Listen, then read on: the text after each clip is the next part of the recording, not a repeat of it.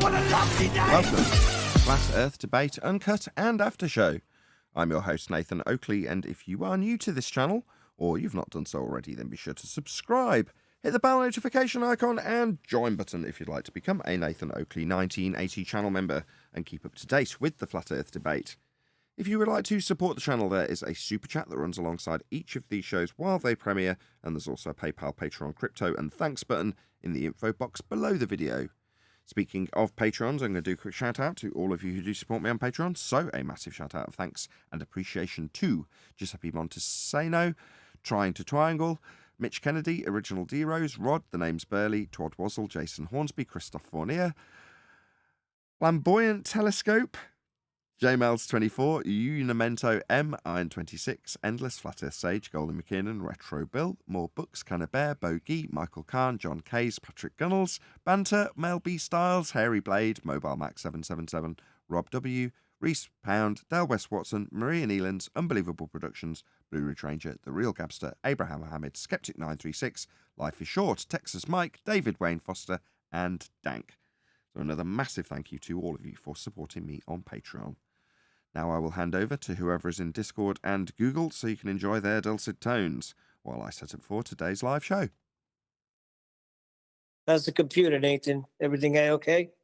Hell no. I just did a members only live stream after 14 hours of testing and it still fell over. So I tested it and tested it and tested it yesterday and I was like, yeah, it'll still fall over tomorrow. And with that in mind, I was like, no, I'll start an hour earlier than the hour early I normally start. And yeah, it did 25 minutes and then fell over.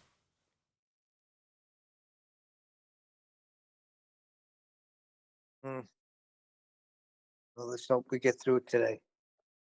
It's working now. I mean, we're recording and it's working and it's live streaming. And by live streaming, I mean, it's not.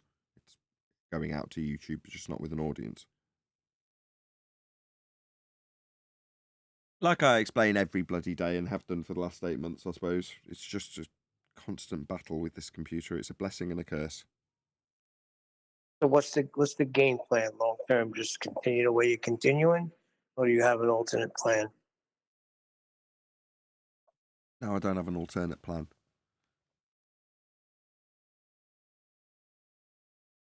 This is gonna get you old real quick. Yeah, it already is.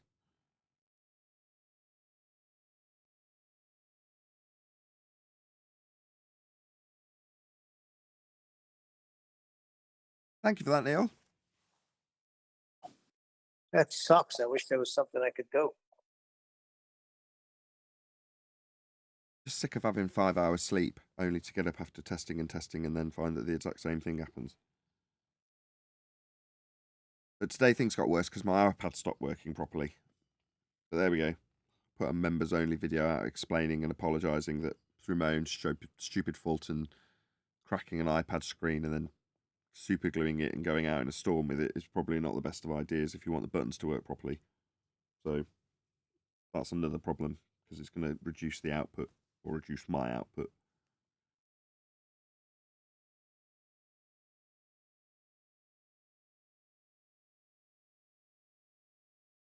Good morning, guys.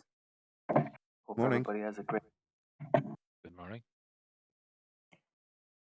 Everybody here nice and early. How's the computer, Nathan? Everything good? It's fantastic. Works Hell perfectly. no. Music to my ears, yeah.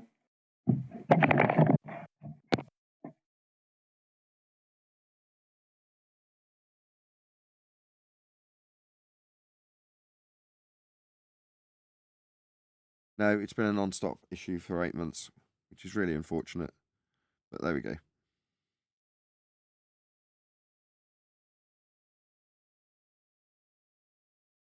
Is there a final solution if you wanted to do something like that you could do, like to completely eliminate these problems and to have your shit running good?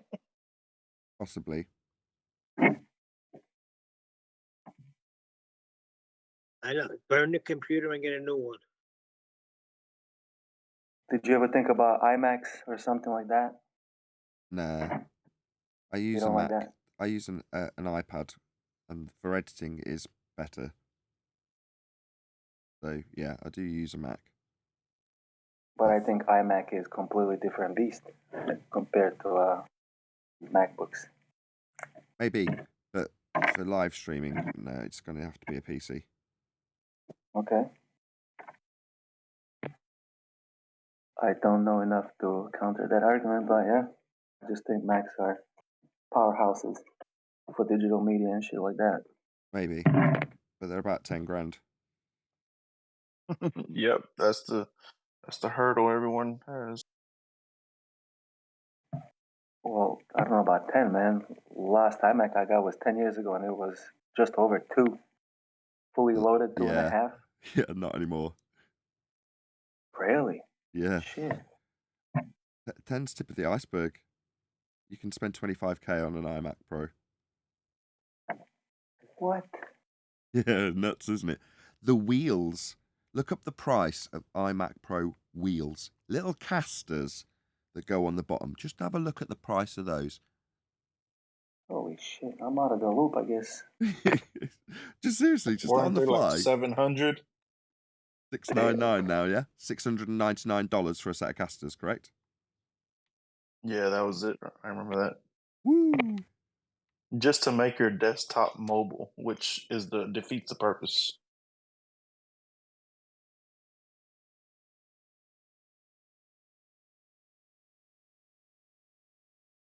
I found Mac too restricting in the things that I wanted to do, which was a lot of pirating and stuff, but it was very restrictive.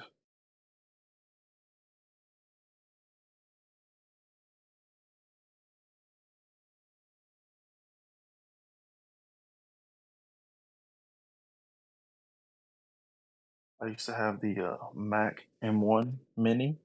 Cool. That's probably the best value to go to. But you have to bring your own monitor, keyboard, everything.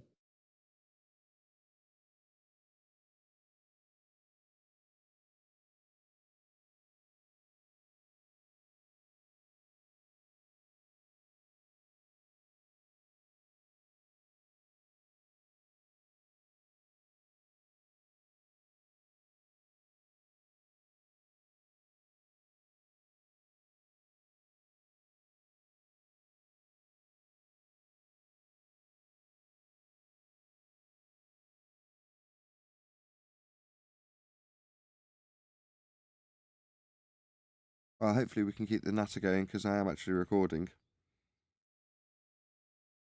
Until it fails. Okay. That means speak. Well, it You got doesn't. any videos you're going over today? Pardon, Neil? Any videos you're going to review, or just winging it again? What? Remember that day we had a selection of 2 items, Matthew Learns and something else? What was the other video? Yeah, you're gonna have to be gentle with me today. I'm nearing the point of exhaustion. I'm not gonna lie. Just take the day off. Oh right, so I can have you especially moaning at me. When Neil says take the day off, that means he's giving you a pass. All right, good to know. I forgot. No, I forgot Neil runs everything. no, but you know what I'm saying, man. This show, people are freaking upset when it don't go live. People are upset after a 4-hour show when you ground out. It's a testimony to the show. Yeah, people do like the show. I'm not gonna lie. Me too. I like the show.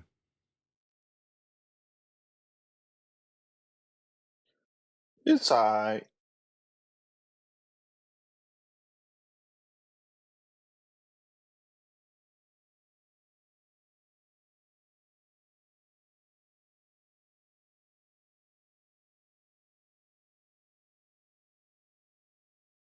I think Zanuck is at it again. He was.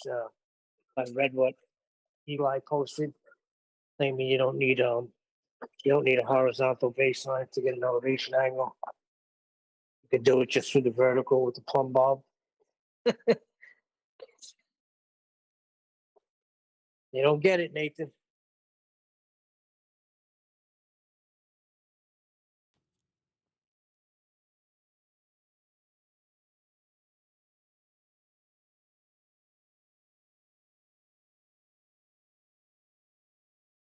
There it is, It right will on your be screen now. 100. It will be 105 degrees Fahrenheit today. Yeah, it was pouring by me, so there will be 105 inches of rain if it keeps going like this. I have to start building an ark.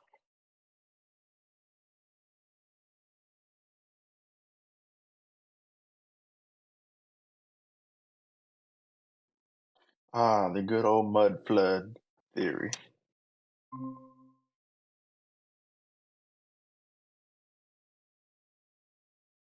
Yeah, that whole mud flood and Tataria, whatever the hell they want to call it.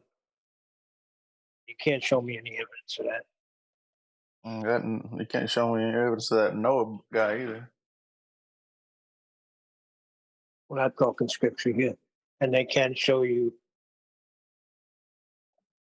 They found, well, they say they found where it was, but I don't know if I'd buy that either. Yeah, I mean, every book could be a lie.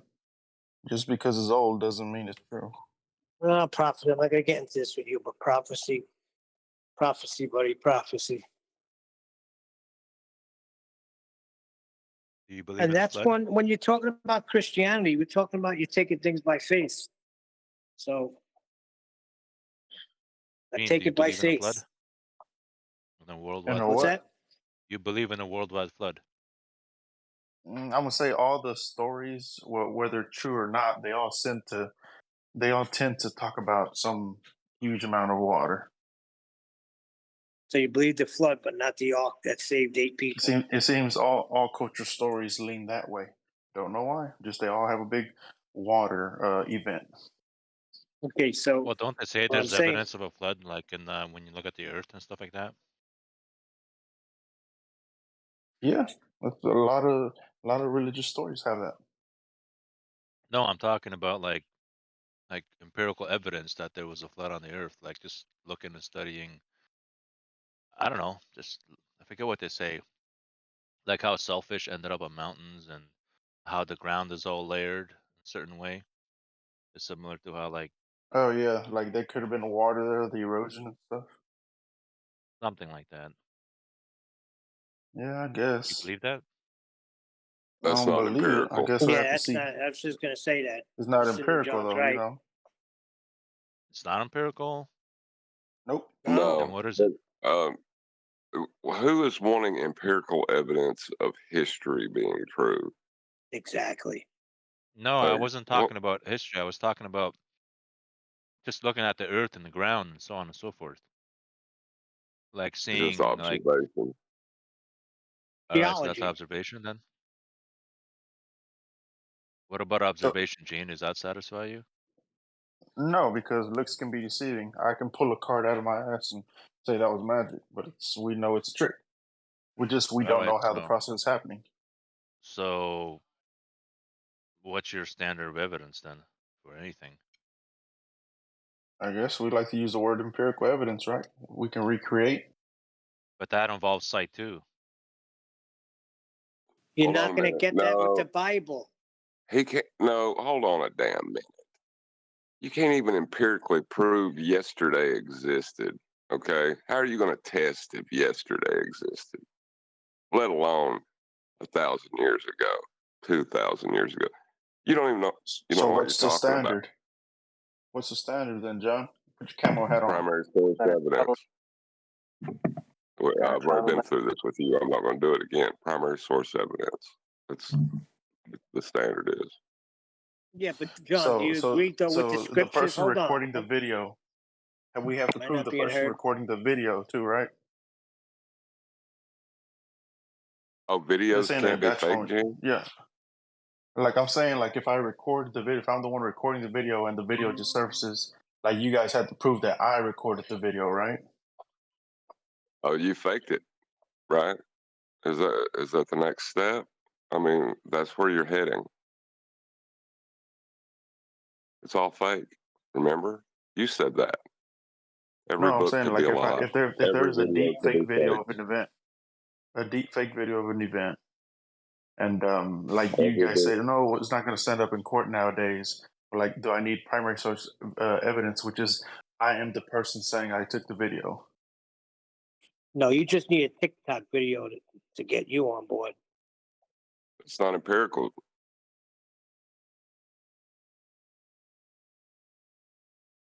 John, So security footage of me stealing the candy is that's not good enough in court. I'll tell them that's not good enough. Yeah. See how they'll laugh you out of court. Well, no, they'll laugh you into jail because they'll be like, "What standard are you trying to use?" John, can you hear me? Yeah. You do agree that we're talking about with the Bible here. That you're taking that on faith. That's the main thing. You could show me all the types of proof you want to show me, historical, geographical. But the main thing is I'm taking it by faith.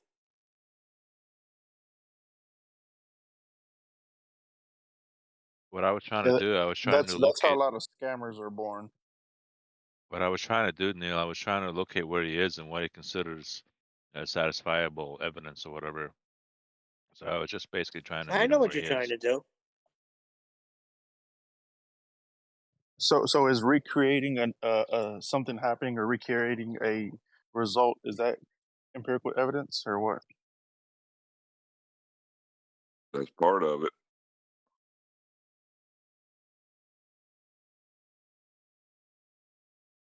Oh, okay. Is there any other bullet points you could touch on? You don't have to get into them, but just what else?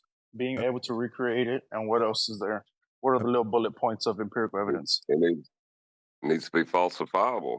I mean, Observable, you know, testable, falsifiable, right. repeatable. Hold on a sec. Yeah, because what's his name made the Empire State Building disappear on television. I seen it myself. Are you saying that didn't Tom happen? Cruise. Is that empirical to you, Gene? No, because I cannot do it. So You're not David Copperfield, though. So what's your point? I get David Copperfield and Tom Cruise mixed up.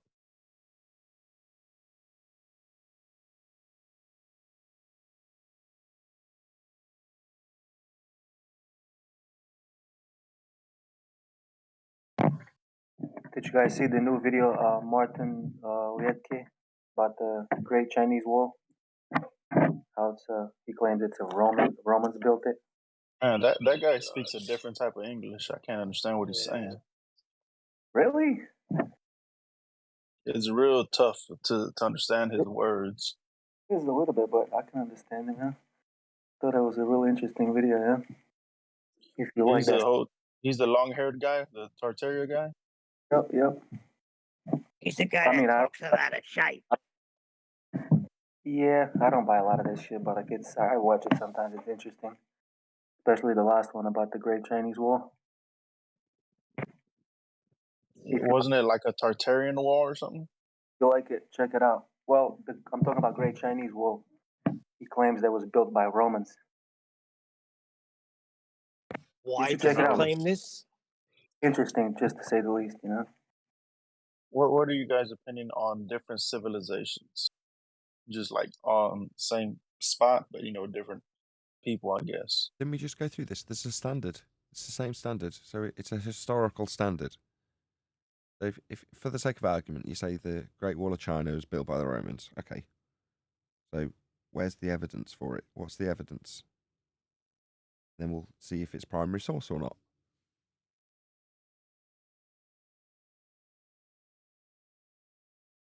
Let me Google the definition of primary source of evidence.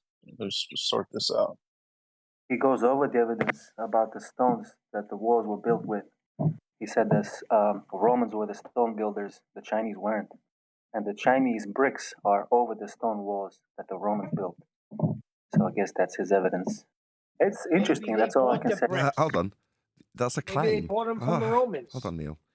That's not evidence. That's a claim. Yeah, I agree with that. That's his evidence or claim, whatever. So I'm not saying it's true or anything. How do you know he didn't buy them from the Romans? They did trade.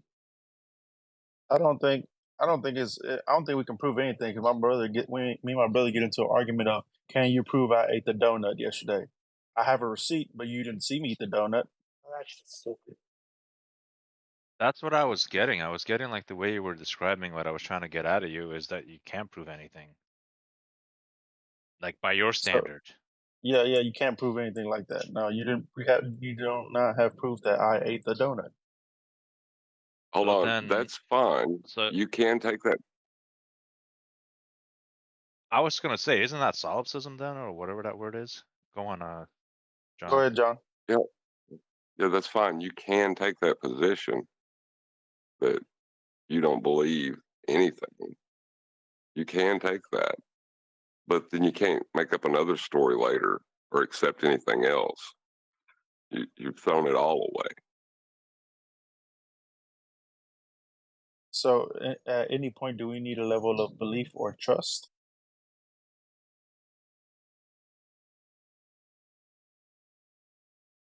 Depends Yeah. on what you're What do you talking say, about. Gene?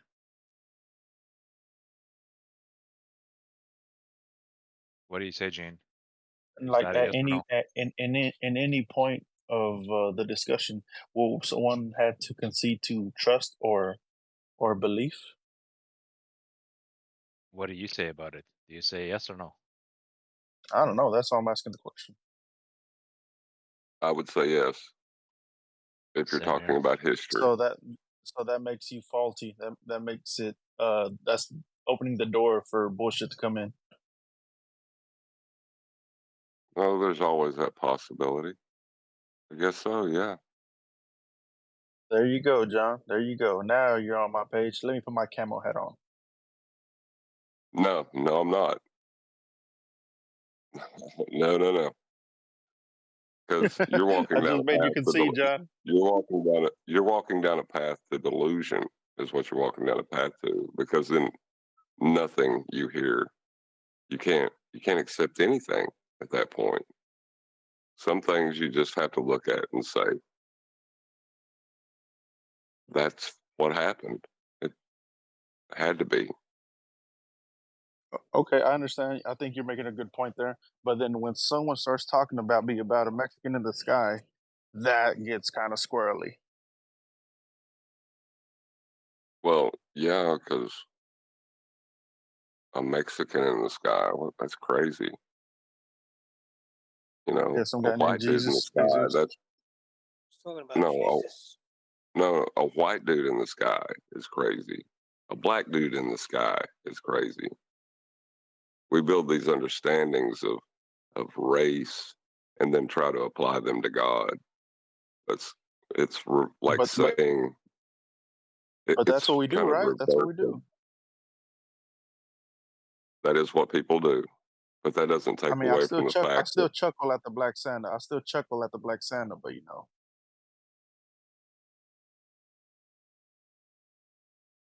no, it's just how people are.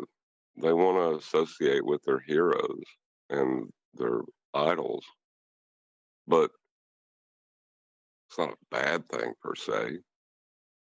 It's when they start excluding other people because of that. That's when that becomes a problem. All right, John. Do you ever are you in, are you interested in any type of politics? Not to get into it, just like do you watch it or anything like that? Like, how do you know if someone is lying to you or maybe a party is being untrue or something like that? How do you go about it? Well, you use logic and reason.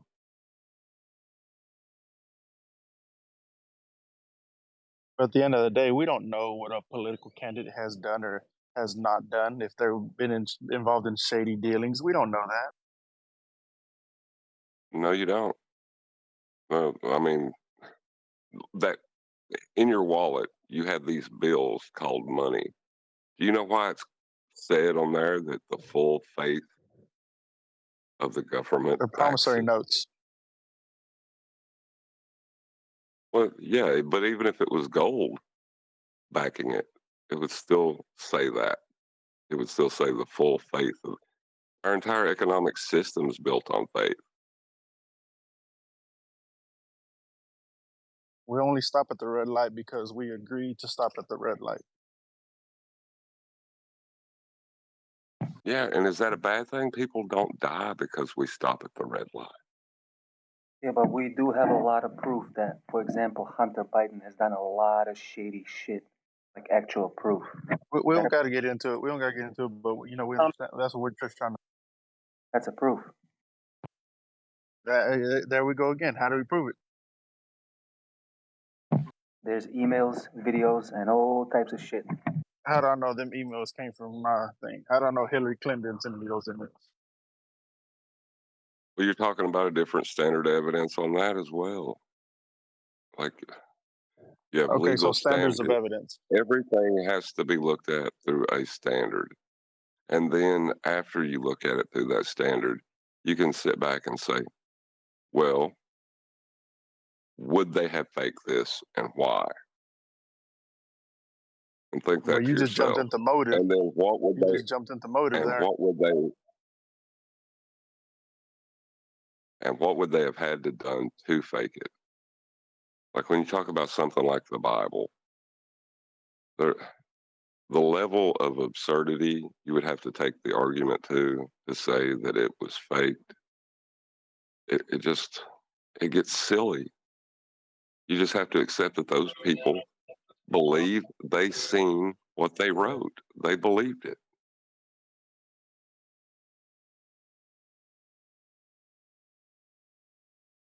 A lot of people believe in that boss sphere. A lot of people believe in it. Yeah. Yeah, and they're not liars when they tell you that. And again, we have standards for that too, don't we? To make this relatable, let's jump into Matthew Weathers. So, John, you say I don't think he's a liar. You know, he thinks Matthew Learns really thinks that he's not lying. Well, after that last video, I don't think I can take that standpoint anymore. He articulated the point. He used his own words and acknowledged that his logic was faulty, and then he turned around and did it again. Yeah, that's lying by omission, at least. Bit of negligence there.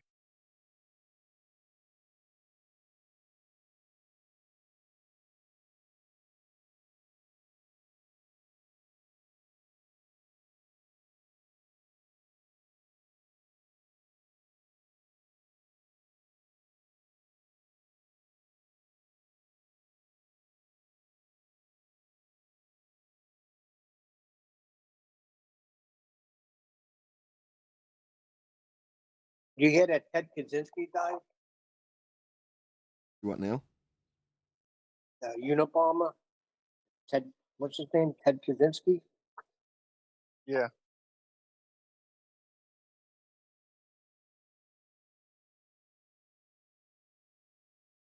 Did you ever read his manifesto? Yes, I was just going to ask the same question.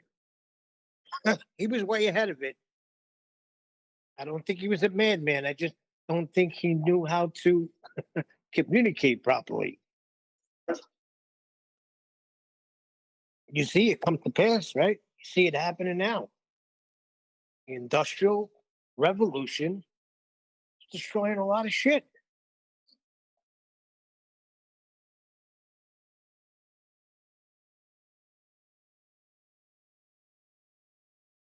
But he wasn't against the Industrial Revolution. He was against the Information Revolution that's coming.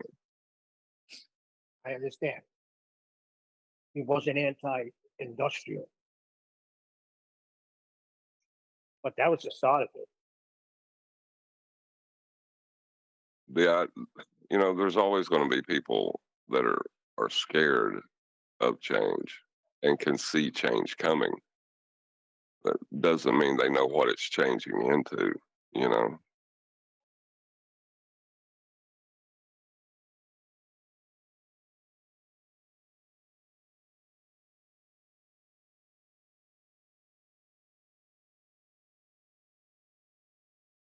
His brother turned him in, right? His brother's wife turned him in, not his brother. Okay.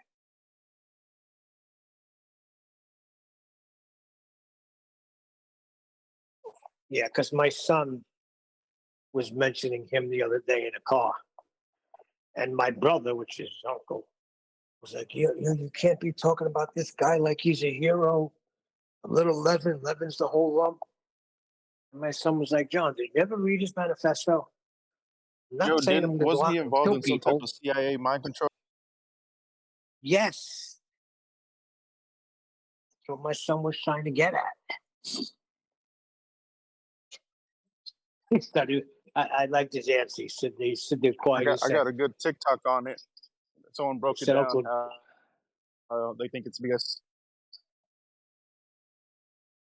he said, Uncle John, I'm not going out to kill anybody.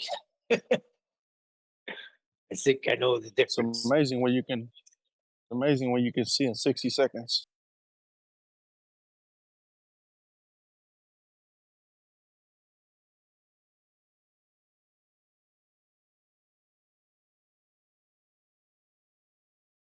Hey, let me ask a question. Remember that whole Waco, Texas thing? That David Koresh? Is anybody familiar with that? Like 2 specials on it right now, right? Netflix got one. You're from Showtime's Texas, got right? one too. Yeah. So what was going on? If you know, what was really going on there? You can see the Showtime documentary, and then there's a Netflix documentary right now on it. I don't know. A bunch of people that believe shit. People with no internet, as my brother would say. Once you got internet, you calm down. Well, we do know that the FBI went in there and slayed those people. Slayed him. They also had guns and were shooting people, so kind of hard. That's what I'm saying. I don't know about those specials. Anyway, can we They're change going to the spin a subject? narrative the way they want to. Can we change the subject? Yes. Earth is flat. It was Yes. measured like So that. my favorite type of donut is the one with the sprinkles on it. Jelly inside or cream?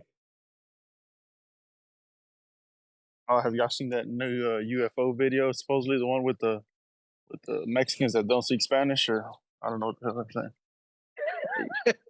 saying. Did you say Mexicans that don't speak Spanish? Yeah, I mean that's how strange that video was.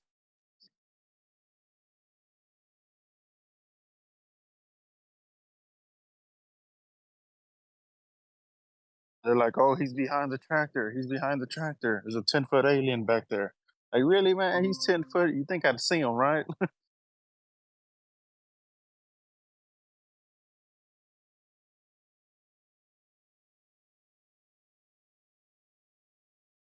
That poor kid found out what harassment is. Everyone's on his They started showing up at his house now. Everyone knows where he lives. Everyone's calling him, asking for interviews, or just calling up a straight up liar like me.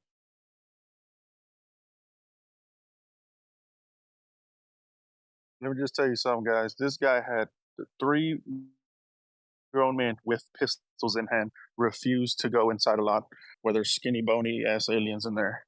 Like, man, just go up there and shoot them. Definitely not Texas. All right, hold on. Are y'all talking about the claim that there was aliens and police got involved? Yeah, that one. It was in Like, Las I really Vegas. don't think people can like look when they see a story online. They can't understand a creepypasta when they hear it. Like, they can no longer apply logic and reason. It's just people aren't capable of doing it anymore. They can't discern fake from real, or what were you saying? Right. They no longer know what's true. They have zero discernment anymore.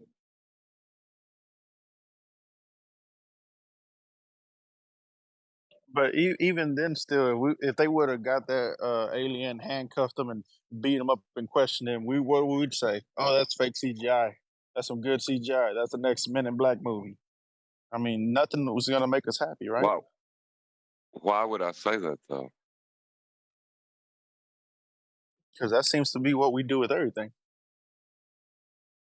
No, no, because the claim will be that this dude that doesn't look human came from a place that couldn't exist. You can know that it can't exist because if it did, the gas we're breathing would fill that space. Well, hold on. He might be from Japan or something. We don't know that. We don't know where he came from. We got to interrogate him. Right. That's what I'm saying. What you're watching, if they're telling you he is an alien from space, it isn't true. Okay, so all he has to do is switch the titles. Not from space, just alien Martian. Undocumented citizen is in my backyard. Martian is someone from Mars.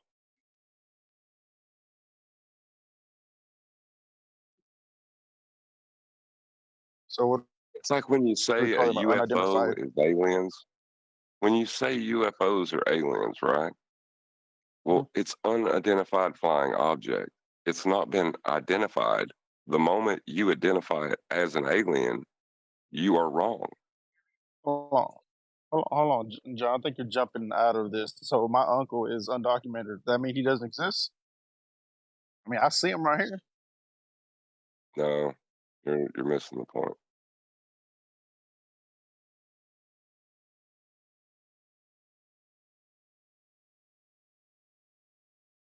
Like As the we progress in no, technology, video evidence holds less evidence. Is your uncle from space, G? yeah, that's what I'm saying. Are you missing that? No, but that seems like that's all you need to discredit if it says from space. Okay, what if this video did not say from space? Okay, then what would it say?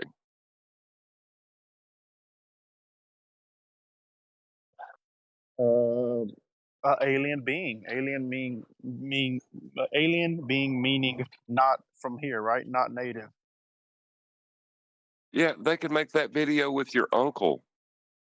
Like, well, why would it bother me?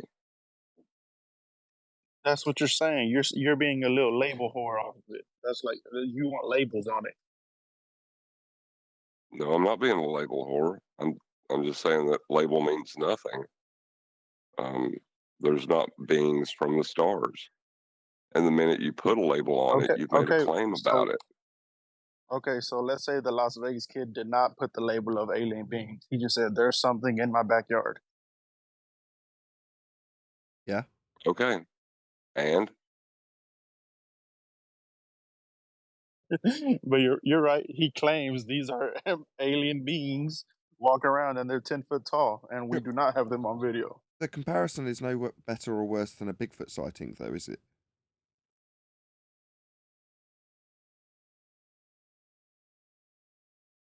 Yeah, it's the same thing.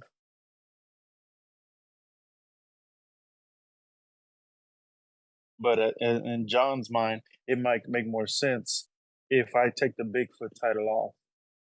If I say something in the distance. yeah, you wouldn't be a liar at that point if you've seen something in the distance. It could be anything. The minute you put a label on it, you're making a claim about what it is. I get it. I got you. I understand now, John.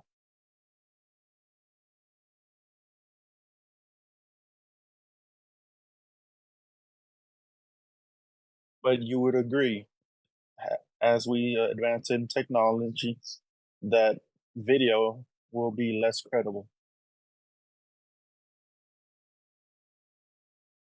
I mean, there's a standard by which you judge that as well. You need the primary source data on it on which to judge it.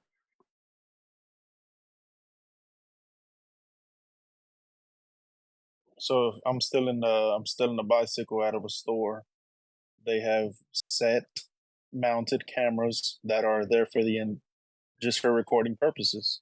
So now, if I say, "Hey, where'd that video come from?"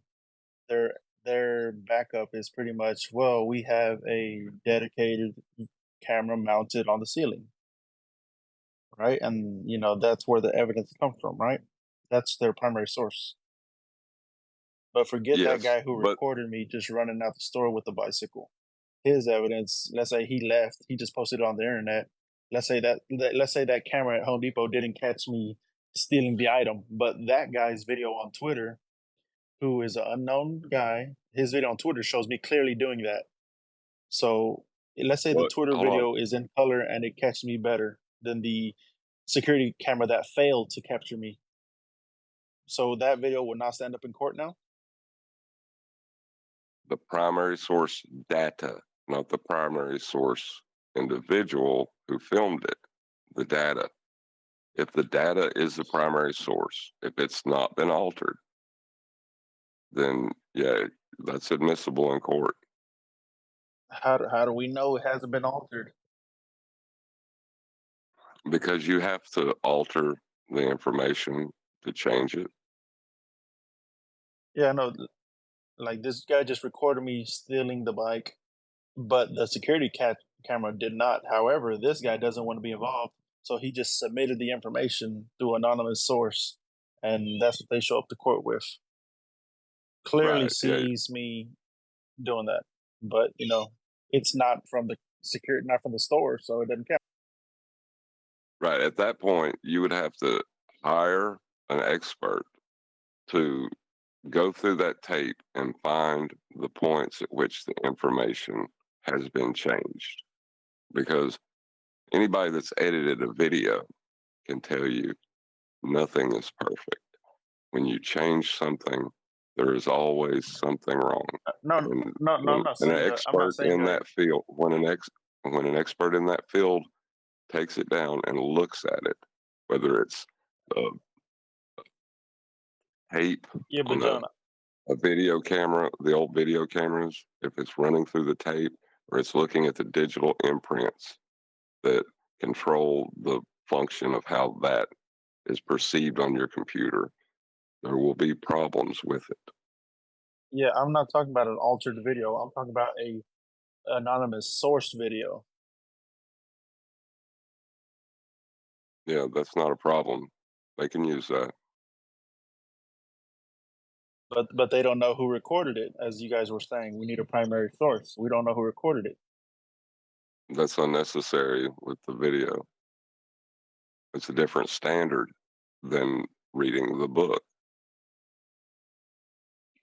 Okay, so what I'm surmising from all this discussion today, different standards exist. Yes. And if you're not aware of those standards, you can be bullshitted really easy.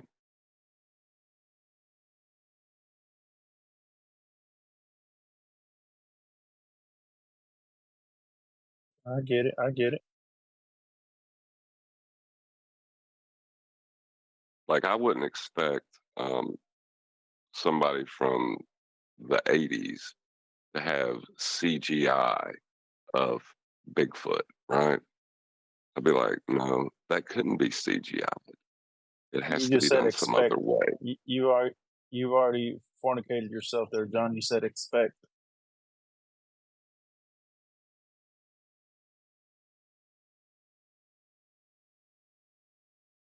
Am I right? What's wrong with expect in this situation from what's information we Expect is have? And I lived through the 80s, dude. CGI didn't exist in the 80s. Unless you can point me to something that was CGI in the 80s, it didn't exist. yep. Wait a second. There's that water movie with James Cameron. That was in the 80s, wasn't it? No, it wasn't. Oh, yeah. Well, there No, was still but something. What about that? Like, you said the word expect. That fucks Okay, your ass right there. before we get into this, right, being pedantic, what John means is computer generated fakery that's passed off as being real. That's what he means. He doesn't mean Tron, right? We can get down to the nitty gritty of the being computers and the producing image, which is technically CGI. That's not what he's talking about. Let's not be those people. We all know what he's talking about. If you look at the 80s, you're not going to pull apart a video and go, yeah, this is clearly a composite layer put in of Bigfoot over the top of video footage. Look, you can see where the shadow doesn't match the... You're not going to do that with 80s imagery, is what he's saying. Shouldn't have to step in over something so minor. But that's what you have to do because they're claiming the globe, and what do we do whenever they present those pictures on old magazines of Saturn and Jupiter? What do we do? We're not ballers. We're not dealing with that now. We're all reasonable men here, are we not? What do you mean? When they send their Reasonable, pictures, we know reasonable. that There's that word. There's that word right We- there. Yeah, reasonable. we know that it's a violation of a law called entropy, right? We know that there can't be. It sucks these when I things go in into space, QE right? mode, right?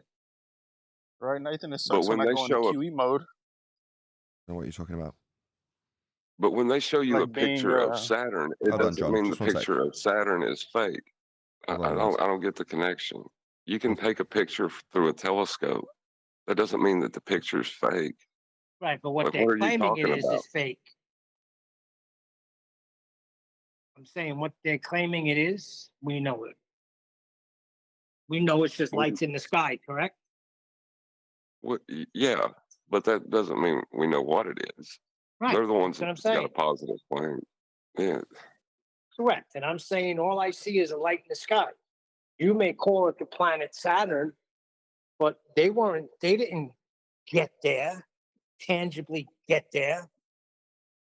So how can they tell us what what was it your is? question, Nathan? What was your question, Nathan? You were gonna say something? I can't remember now. Just getting you to clarify something. You said going into QE mode, and I didn't know what you were talking about. Oh yeah. Whenever I start criticizing every little word, like the word expect, like well, we expect the world to be round. Then you said reasonable. Well, that a reasonable person would do this. Well, that already opens the door for fuckery. Okay, It's in the language. sure. You're but way this- too skeptical. Sure, but John isn't employing fuckery when he just says, you're not going to find me a CGI image in this context. He's not saying that, but that's me adding it because I'm a reasonable man and I understand that it's within the context of the discussion. He's not trying to get one over you. Well, that's what it feels like talking with QE. But you're not.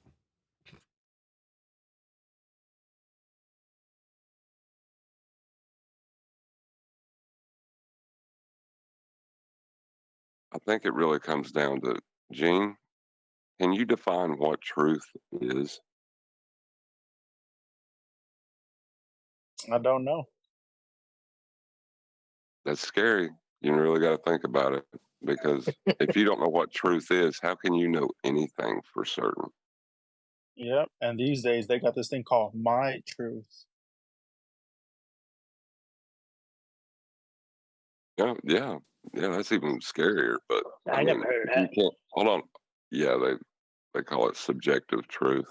But yeah, if you can't know anything is true, how can you know that something isn't true?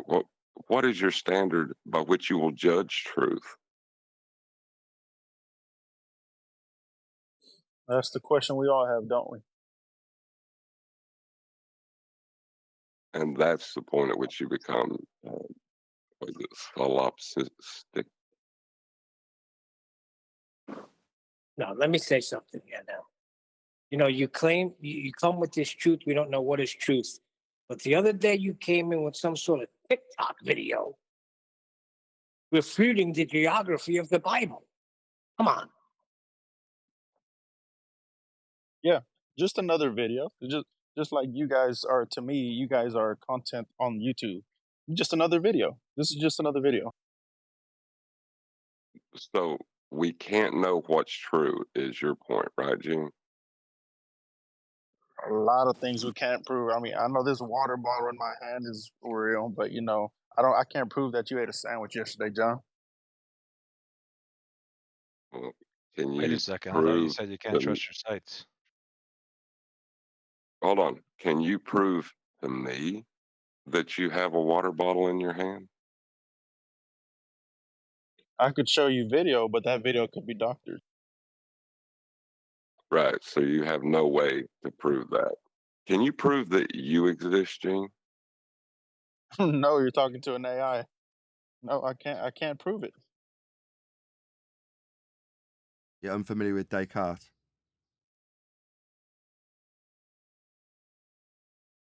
I said, I think, therefore I am. Is that I hate that. familiar to you? It's Descartes' wager. It's part of Yeah, Descartes' yeah, wager. But yeah, We've got 60 seconds before yeah. the live show goes, John. Do you want to just explain that? right. If you're able to think, then you exist. To be able to ask the question, if of you, you must exist. I ask you if you exist, it already assumes you do exist. The question proves itself. Oh, What was the question? I think you were saying something about Descartes. Oh, which one? I think, therefore I am, or no, that line you said was great. Question is self. I think something like that. What was it? well, the question itself, uh, like presupposes your existence. In order So to, if you ask someone if they can prove they exist, well, they have to exist for you to ask them that question. the act of ponderance upon the question makes your existence self-evident in the pondering of the question itself. I think, therefore I am.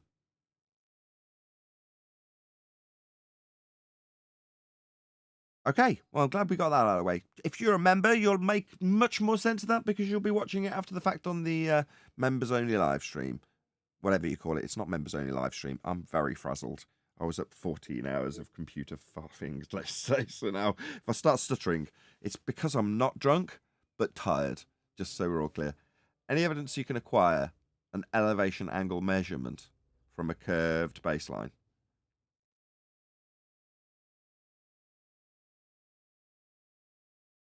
No, Nathan, that's just not possible. You have to have a flat Earth. Oh, well, I'm glad I've got about 20 people here to answer the questions. I was hoping another Glober had stumbled in and was going to tell you how you can measure a dip angle to a geometric horizon. We gotta lure That's them what I in. We need some type of bait. Oh, speaking of which, so yes, we did have a baller on, and that baller has been trimmed out at great, huge stress to me because my iPad has started to crap out because I got a bit of water into it when I was filming a storm. Ugh. Well, now that's caused me endless headaches. But anyway, in the interest of getting the content out, I did spend about 4.5 hours editing an 8-minute video, which is that video, and it's called, if you remember, Rubber Ducky Glurf. Earth is just flat. And it is, in essence, that glurfer coming and telling us about Earth being basically flat, essentially flat, because it's flat at that point, and all the rest of it. So you can check that out if you remember. I will release it over the weekend for non-members or the public, but if you want to watch it now and you remember, you can. There's also the intro that I do. So I've done things a little bit differently because of the iPad woes, and have just published the second video, which normally goes out as a trailer. So the 3-minute shortened version that's on when it's ready to be premiered as a trailer. So that's also there if you want to watch it, which is called Rubber Ducky, You're the One. I might play that. If you can talk amongst yourselves for a bit, I'm going to dig out the 3-minute video I spent bloody hours with a broken iPad doing today. So hopefully you can talk amongst All right. yourselves, and that will be the biggest Yes. hint. What is your Yeah. favorite color, Neil? Well, no, I was going to say that in the heliocentric religion, if you say that when you're doing a dip angle correction, it is the differential between your eye level and where sea level meets the sky, you'll never get anyone who disagrees with that. They all agree to that without thinking about what those words mean, because that means you have two parallel lines that are running at a horizontal to infinity, but the bottom line is demarcated at the horizon. So it's parallel all the way up to the horizon. And then after that's where they think Earth curve exists. That's the point. Perfect. Thank you. You've given me enough to be able to queue up this video. So this, as I is the trailer that'll go out when it's ready to be published to the general public. So when it's got a timer and it's going to come out on Saturday or Sunday, this is the trailer that you'll see. But I might as well play it out. Question is, how is me falling into the water with the rubber ducky life preserver and a sextant rendering null the refraction correction and the refracted radius? If you're at the water level, let's say you're literally bobbing your eyes in and out of the water, the horizon's right in front of you. There's nothing to correct for. Because depth accounts for height, is my understanding. If you have no height off the water, then there is no corrections. So it's a height of eye correction is what you're saying. Because you're level with that horizon, you don't have to account for its drop. Depth accounts for height, because you're literally looking at the water level. You're bobbing your eyes in and out of the pool, essentially. So it's just flat. It is just flat. Rubber ducky, you're the one. You make Hey, bath you did time mention- lots of fun. Rubber ducky, I'm awfully fond of you. My question is, how is me falling into the water with the rubber ducky life preserver and a sextant rendering null the refraction correction and the refracted radius? As you go up, the horizon will eventually start to drop, and then you have to make corrections. That is my Really? understanding of it. So it goes away because at zero, there is no need for it. Oh, so you're saying they just go away? He answered my question. It is just flat. That's At that preposterous. elevation, yes. Hold on. You said at that elevation it's just flat then? That's what you said. No, it is just flat. It is just flat. So nothing's flat just because you're at that That's what you elevation. just said. Your Those were your, perspective of the it's another horizon one of is level those, isn't it? with your- The host quotes back what you said verbatim, It is just flat. and you say no. That's what you said. At that point, it's just flat. Sorry, it is just flat. That's You how don't the have to process is talk written. through me when it gets to the devastating bit you said, and I repeat. You said at that point it is flat. It is just flat at that stage. Thank you. I'll be in the area all week. Rubber ducky, you're the one. You make Hey, bath you did time mention- lots of fun. Rubber ducky, I'm awfully fond of you.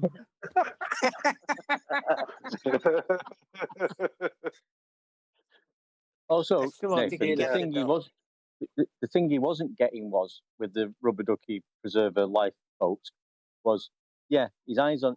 You're still using the sextant, and you're still bringing a luminary down, which could be thousands of miles away to zero. Because you're literally looking at the water level. You're bobbing your eyes in and out of the pool, essentially. So it is just flat at that stage. There you go. So the extended version, without obviously lots of heavy A obvious sprint edits, victory and points off.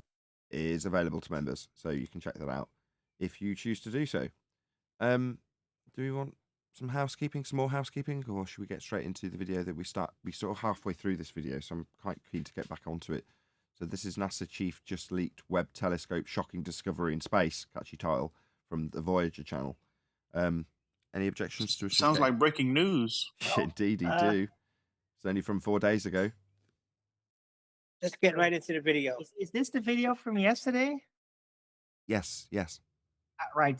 6 minutes and 70 seconds. 6 minutes 17, yeah? Exactly. Phenomena across a wider range of wavelengths.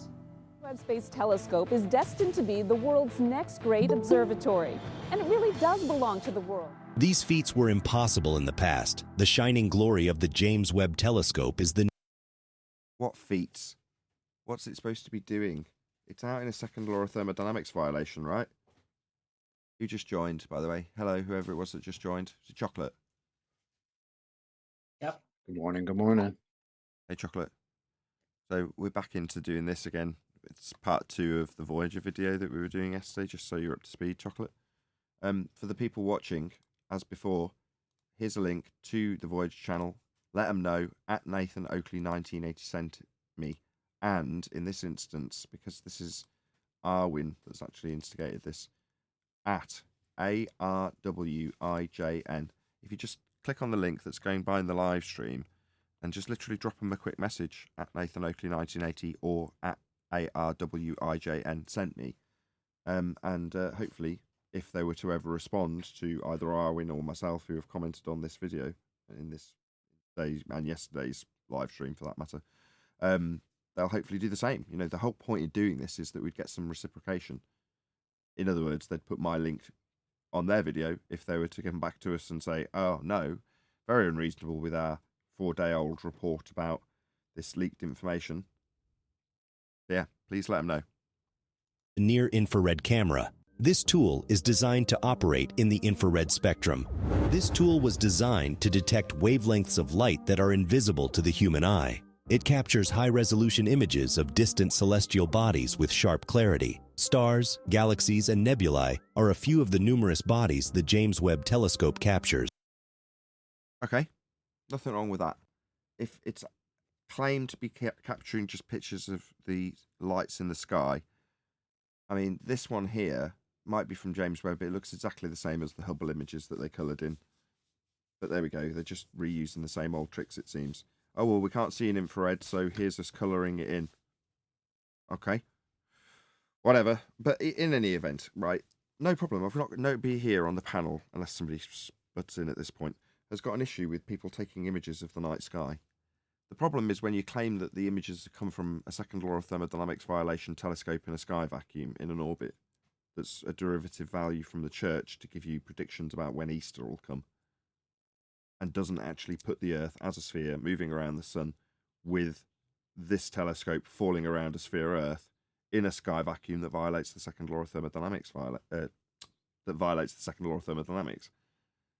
So yeah, that's our objection to all of this. You know, sure, pretty pictures. Okay, yeah, you've coloured them in. Even then, fine, no worries. But what? It's come from space? No, it hasn't. What? They're really sharp images of planets? No, they're not. The near-infrared camera has been instrumental in capturing intricate details and structures without which... Structures. See, there we go. Into our begging the question of structure. Physical assumption bias, right, Arwin? Yeah, Nathan. They would have been impossible to study. Structure meaning physical, right? Well, yeah, the physical assumption bias. In other words, Mars is assumed to be soil. I've been trying to weasel this in, but no one's really picked up on it when I've been saying it. I said it about the sun. Well, again, hold on. nobody what objected to that either. But when I say it's soil, I mean the physical assumption bias in this instance is structure. Doesn't matter if it's a further second law of thermodynamics violation, structure of gas. So gas giants. Hey Nathan, what if someone says like a mental structure, a defensive structure? What about that? Contextually, they're talking about physicality, though, aren't they? Yes, they are. Textbookly, yes. In QE mode, yes. Not really, because it's non sequitur. But anyway, we'll continue. Alongside that is the near-infrared spectrograph, which has special spectroscopic analysis capabilities. Oh, spectroscopic, eh? So this is utilizing spectroscopy. The near-infrared spectrograph breaks down the light received from celestial sources into its basic wavelengths. Really? What about all the stuff in between? Is it accounting for that? Probably not. Definitely not. It can't. It's not isolated from any of it. This allows scientists to... Scientists? Cut 2 couldn't be better. Look at this. Absolutely epic. Right, let's make this big. In the mind's eye study the unique of the general public, that's a scientist. Hope you can all see that if you're monitoring along in the chat, G+ or Discord. Go to the live stream and you'll see what I'm talking about. That's what a scientist is in the mind's eye of the general public. Men in white coats, in this case with white masks, standing behind a big bit of machinery, holding up something with a big shiny light next to it. This is science that they're doing right there, right, isn't it? It's got to be. That's science. You know what they're actually doing? I know because I actually took this photo. I didn't. It's just for the sake of example. They're actually looking at a menu. They're deciding what they're going to have for dinner. Yep, they're going to order takeout, and what's on that piece of paper is a menu. It's a really cool menu. It lights up. It's from this really trendy restaurant in the centre of town that they're in. Amazing restaurant, really cool. But obviously it's quite dark, and he's got to get a torch on it. So what they're doing in this picture is looking at a menu with a torch. Science, right? No. See, science is establishing the cause of a phenomenon you study in nature. Nothing that we've had so far is that, because we've got coloured in images of a light that we can't see. That's what we've actually got. You want to call that a phenomena for science to suddenly prevail over it? It's just absurd. But here we go. Here's your scientists. That'll be the screenshot. Thumbnail, I should say. Spectral signatures of various astronomical objects. With these signatures, astronomers can determine celestial bodies' chemical composition. Can they? What, with spectroscopy? We've just covered this. No, you can't. You've got no isolation whatsoever of anything in this regard. What about the stuff in between you and what you're claiming to be studying? Temperature and motion, unraveling the secrets of their formation. Nah, you're not doing that.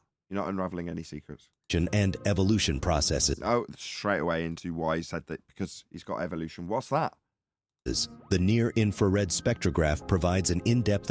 Here we go. So this just appeal to clever technology. We've got this technology, which is bunk anyway. It's not real in regards to stellar spectroscopy, which is what they're detailing here. Now, he's not mentioned it by its specific title. We have. But stellar spectroscopy is flawed. Why? Well, we've got Dr. John Dee, who's specifically trained in spectroscopy. That's what his doctorate's in. And what is spectroscopy? Well, isolating things so you can have a look at them. Yeah? That's basically what we're talking about. Well, in this instance, you're not isolating anything. You're having a look at stuff and then deciding, based on its colour, that apparently we can't see, what the physical makeup of it is. It's just assumption upon assumption upon assumption. But if you make it sound technologically advanced, throw up a couple of pictures of men in white coats, or men and women in white coats, while looking at a curry menu, deciding what they're going to have for dinner. processes which occur in the universe. Completing this extensive suite of instruments is the mid-infrared instrument. Oh, it's very, very clever. It's very technological. This is very, very science. This extends the telescope's capabilities into the mid-infrared range. Wow. Therefore, stellar spectroscopy and the unraveling of the secrets of the universe? No. What a load of old nonsense. Just a load of made-up stories. Backed by clever-looking gizmos. Now here, I assume the majority of the people in the audience currently, how many people are watching? 70. Please share the show. What's going on? That bloody work to keep this live show streaming. Please smash that share button. Oh, we're actually bloody streaming. Please God, please God. Yes, we are. Thank the Lord. Anyway, yes, press the share button. But with the people watching, I would hope that they're all well and truly aware of the paradigm that you can have pulled over your eyes with just a few pseudoscience claims. I mean, don't get me wrong, there's also going to be a good portion of the audience that really, really hanker after that next pseudoscience claim to be propping up a bullshit assertion that's got no evidence. But that's... Right. Oh, that's triggered Darwin. Go ahead, Don't forget about the CGI, right? The CGI is really important. They really made effort in this video to show it to you as they're talking about with the most pristine CGI possible. But earlier in the video, it wasn't. When they were talking about the James Webb Telescope and they showed it multiple times, like 2 or 3 times.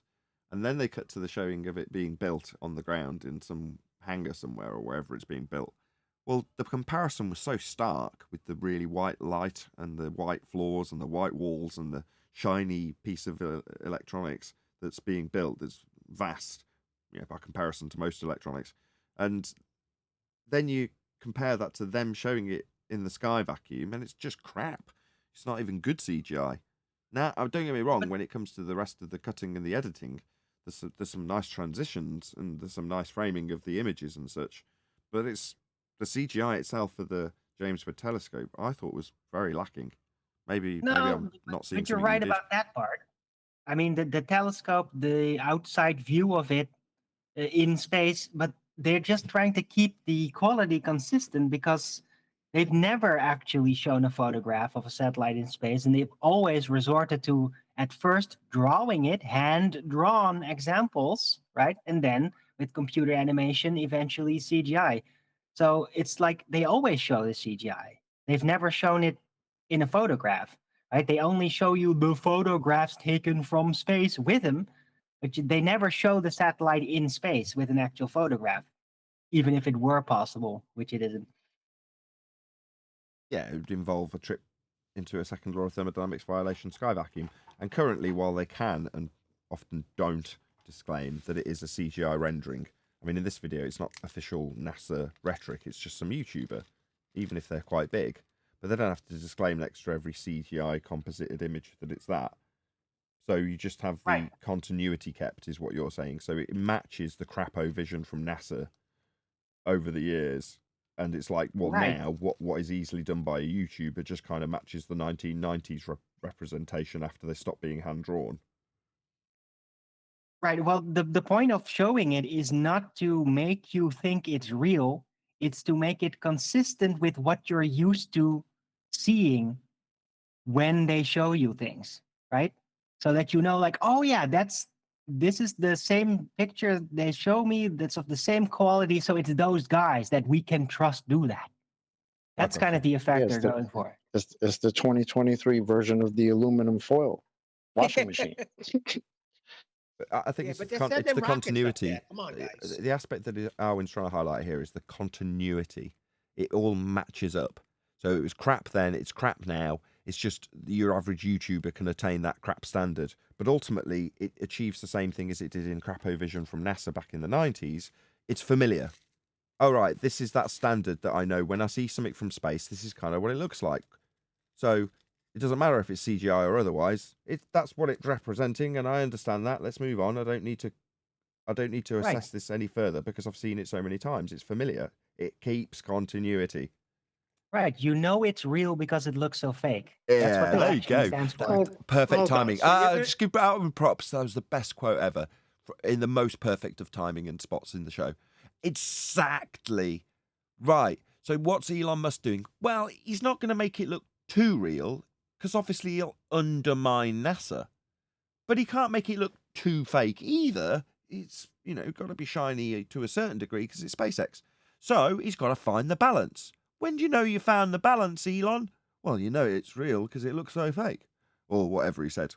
Arwen, just quote him again because I'm going to balls it up after 5 hours sleep. Oh, 5 hours sleep? Had a long night? Yeah. All right. Take it easy. What was the Elon Musk quote? You know it's real because it looks so fake. Right. That's literally that. Perfect. Exactly. But I can test that. They're sending rockets up. Where are these rockets going? The rockets are real. You can send fireworks up, and often when it's NASA, they got it down pegged. They got it into a nice parabolic arc and sent it into the Bermuda Triangle. Well, sometimes when the private enterprises, how do you know? Because you can see it. I don't distrust those ground images from dozens of onlookers that watch the firework go up. As much You as said it goes to the Bermuda Triangle. Okay, that's my speculation. Well, that's just the direction it's going, isn't it? I can only extrapolate that. I don't have any evidence, but that is literally the direction they're sending them. And that's where they're pointing them and where they go, because there is no space for them to go to. So where the hell else do you want me to say they're going? I don't know. You're right to be pedantic on that point. But anyway, let's not detract from the overriding point. You can have plenty of eyewitnesses watch them launch a rocket. Now, the spectacle of that launch is the most important part of the David Copperfield trick that they're pulling off. That's the prestige of the trick. But why would they do that? What's the purpose of that? That's the most important bit of the trick. It's the making the... what was the example John gave earlier? Making the Empire State Building disappear. The fireworks and the smoke and the drum roll and the orchestra playing the high note just as the curtain drops, for it to be gone, that's the prestige. Seeing the rocket that's going to go to space actually launch off the pad is where the general public get to say, I saw a rocket go to space. That's the prestige of the trick. So can we track this rocket from beginning of launch till end of launch, or do we lose sight of it at some point? Oh, of course we can. You have a massive, great big telly screen in a really cool looking setting with loads of desks, and you have this wave over a Mercator projection, and you have a little blip. You might even have a beep, beep, beep as it goes along the wave. It's absolutely incredible, Neil. I'm talking about the And common man. you know it's I'm talking about especially real Trump. when they say it's nominal. Everything is nominal. No, That's when you definitely know it's real. I know what you're saying, but say like we wanted to go to a launch and all of us look at it and track it. Not talking about in a room with computers. I'm just asking, is there a way visually that we can track this rocket? Where's it going? What's the direction it's going? I said Bermuda Triangle and you shot me down. Where do you want me to go with this? It goes up. He wants you to put a bat tracer on it. It doesn't go up. Go and have a look at the footage. It goes out. Doesn't go up. It's a parabolic trajectory. Yes. It has to be. They have to gain enough speed to get into space, right? There is no space. Neil, Neil, are you okay? Hold on, Neil. We know there's no space. So therefore the rocket isn't gonna. If the rocket can go past the gas pressure that we're breathing into an area of volume that gas violates the second law of thermodynamics and does not fill, then we wouldn't have the law of nature that is the second law of thermodynamics anymore, because gas wouldn't be filling space in line with entropic law. But the rocket can go into the space, the gas just... we don't have space. Space is fake. So we know it's not going to an area of volume called a sky vacuum. Ergo, well, where does it go? Is anybody watching it and tracking it? Well, unfortunately, no, Neil. Otherwise, the gig would be up, wouldn't it? Well, it's unnecessary to know where it goes. You know where it's not going. Exactly. Neil. You don't need to know where it's going. You need to know where they say it goes. And if it doesn't go there, you're one of the naysayers who's like, well, prove to me where it does go. Well, no. It's not going to Narnia. Well, where do they go? They go in the wardrobe? Yeah, I know they go in the wardrobe. And when they go in the wardrobe, there's all this smoke and fireworks. Yeah, that's the prestige of them making you think, making them go into the door, closing it, and then having them disappear is the trick. No, they went to Narnia. They didn't. There isn't such a place as Narnia. Well, where did they go? Does it matter if I prove there's a trapdoor in the wardrobe? Does it really matter? They aren't going to Narnia. No, not until you prove there's a trapdoor, they're not. Till you prove there's a trapdoor in the wardrobe, Narnia is real. That's your position, Neil. No, I'm just saying there's got to be a way that you could visually see it. People all over the place, pick it up here, pick it up there. I see it going here. All right. But it comes to a point where it gets... I can find that if you want it. Sight, I can. He's really not picking up what I'm putting down. So if I pander to you and go and get you some footage of people pulling NASA wreckage out of the ocean, yeah? What will happen? Based on your temperament, which is very interesting. Talking about in flight. What the freak is so hard about understanding? I watch a plane take off and I can track it. There's people all over the world that can say, I see the plane here, I see the plane here, I see the plane there. I already answered this. Yeah. Yes, there's a really complicated looking control room with lots of men saying nominal. What do you want? You asked, I answered. Chocolate, back me up. Now you're asking again. It's going to get frustrating, Neil. What do you want? Pay attention to the answer. Did you not yourself track the sun with a bunch of people? Shifting uncomfortably in my chair. What did you say again? Did you track the sun with a bunch of people, right? I heard you say you guys tracked the sun on its course. Yeah, man. Correct? We got one guy to show it while it was in his period, while it was up above the horizon all day. Like, in other words, 24-hour sun in the north. So why can't we just all track where this rocket's going? Because So- you can't keep your eyes on it. So the reason I went straight to an example of a man keeping his eyes on the sun the entire time, it never left his sight. He could always see it. But in this example, it goes over the horizon in a parabolic arc, and then you see a little blip in a control room with lots of men saying nominal.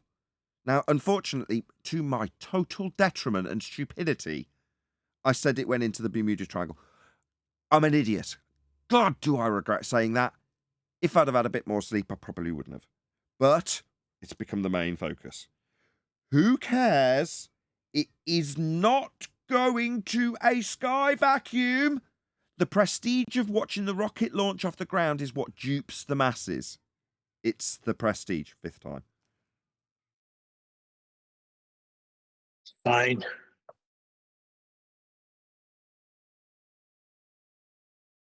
Which has been a little difficult to work with, according to history. The mid-infrared instrument operates a much longer wavelength than that of any telescope before it. Blah, blah, blah, blah, blah. Technical bullshit that makes no difference to the argument. The advantage of this is that we can study warmer objects like dust disks around young stars. Physical assumption bias. How do you know it's dust? You don't. Exoplanetary atmospheres. No exoplanets. It's just a name that astronomers have given. Go on. But hold on, Nathan. They know it's dust because of stellar spectroscopy. Yeah, we covered that. But yes, good to bring it back on what we've already debunked, yes. That's what they're claiming this, and he only said it 30 seconds ago. There's just been a big discussion with Neil in between. So yeah, good to bring it back on track. They're claiming this I with wonder stellar. what the spectroscopy results would be for them to come to the conclusion it would be dust, though. Exactly. They need to have some validity in their spectrochocoloscopy, and they don't. And regions of intense star formation. The mid-infrared instrument captures detailed images and spectroscopic data in this crucial part of the electromagnetic spectrum. This offers valuable insight into the properties of celestial objects. No, it doesn't. No, it does not. Just making the baseless assertion repeatedly, but by adding in the weak words we've already used here, yeah, it doesn't give it any more validity. It's just techno-babble. Which are formed predominantly in the mid-infrared. Together, these instruments form a more comprehensive and versatile astronomic exploration toolkit. Again, now it's a toolkit for exploration. No, it's not giving you any of these things. It's not exploring anything. It's not giving you any answers to anything. Again, the third tripling down on it, it's just going to get a third pause with me saying, no, it doesn't.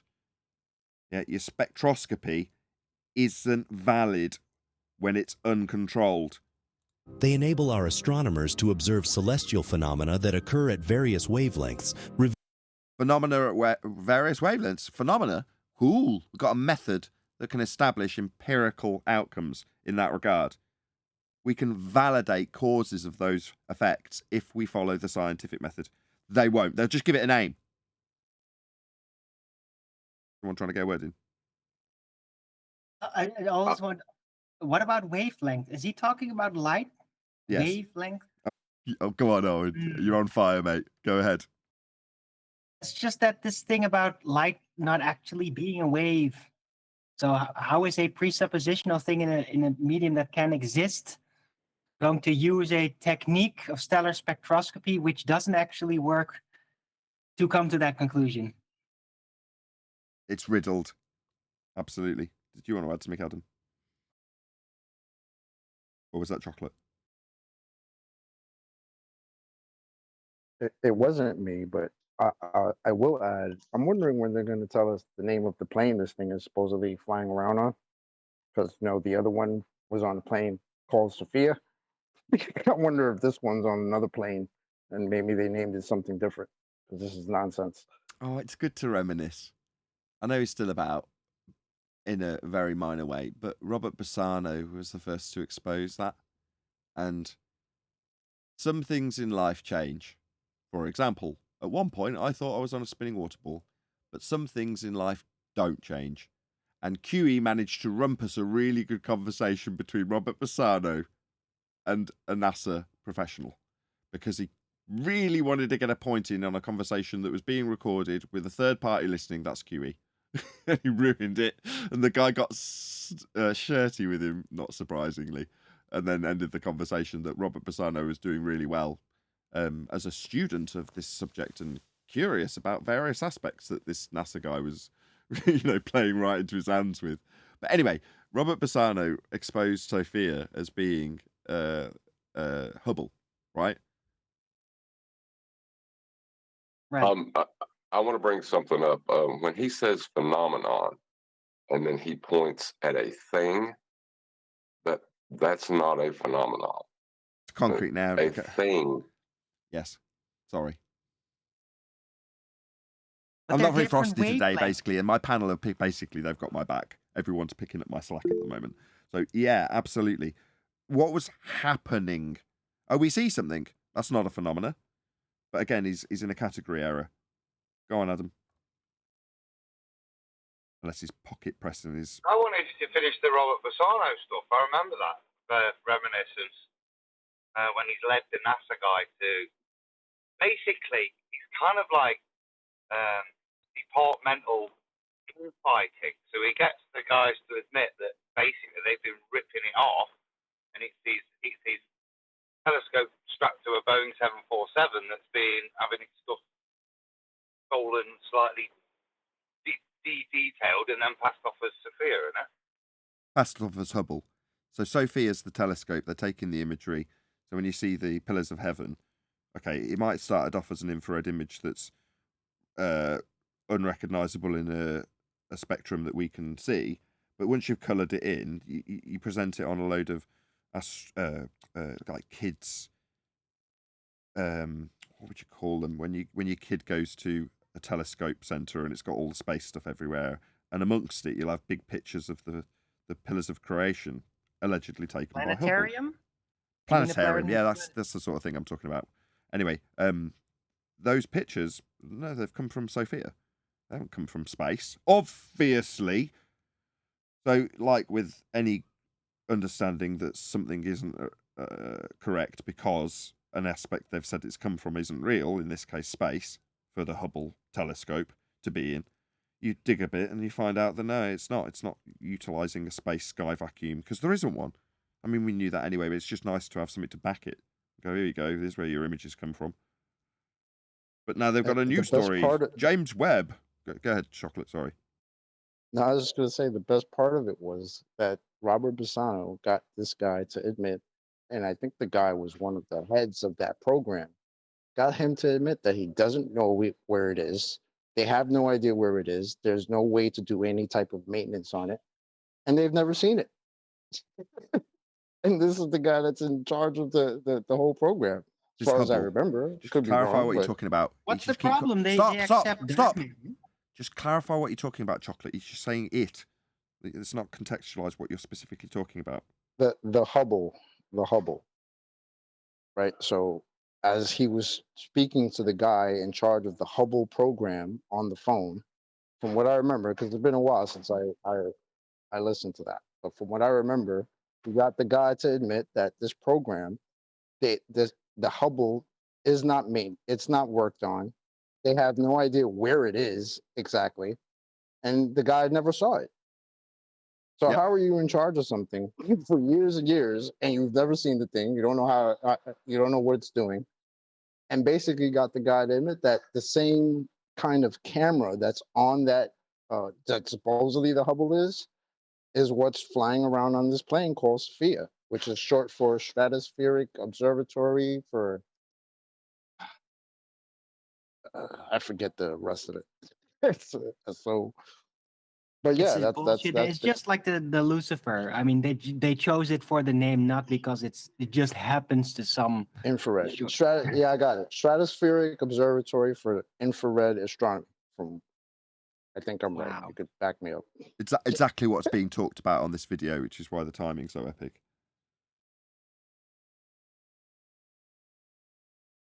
Anybody else who wants to add anything before I start the video again?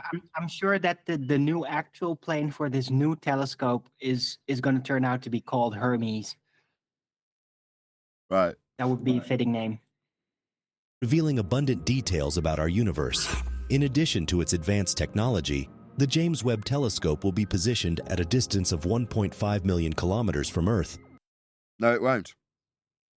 Absolutely, without question. It will not.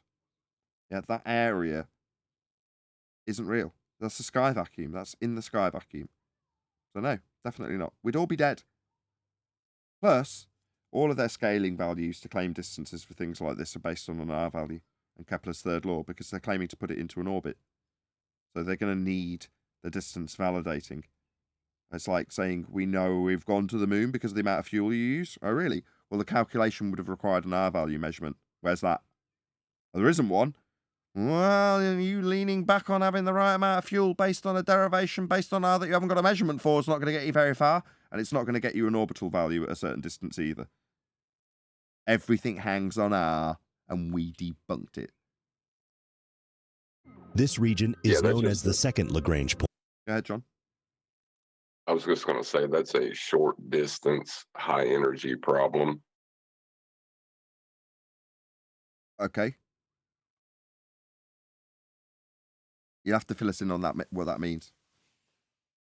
Well, usually when they say things like that, they're trying to bring you into a conceptual world where it's your imagination telling you that the Earth's a sphere or you're flying around the sun.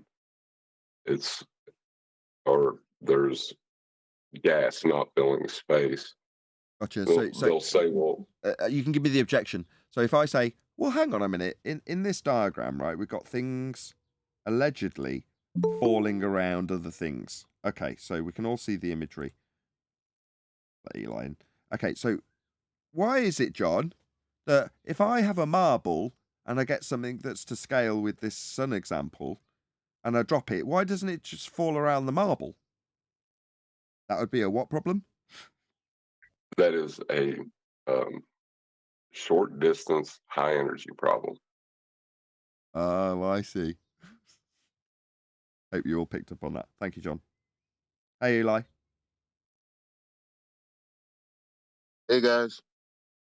Point. This position offers the telescope several advantages. Aside from the fact that being in a stable orbit in the second Lagrange point allows the telescope to maintain a fixed position relative to the Earth and the Sun, the position also cuts out the need for the telescope. It has a fixed position with respect to the Earth and the Sun. Hang on a second. Why did they show a flat plane in that animation? What's the word? Oh, goddamn. Oh, you tried to define this word, Arwin. You don't tell him, John. What was the word again, Arwin? You tried to define it. Define what? The flat plane? Yeah, the specific flat plane that John detailed to us and gave us a very, very specific word to detail. I'll just put it back on screen.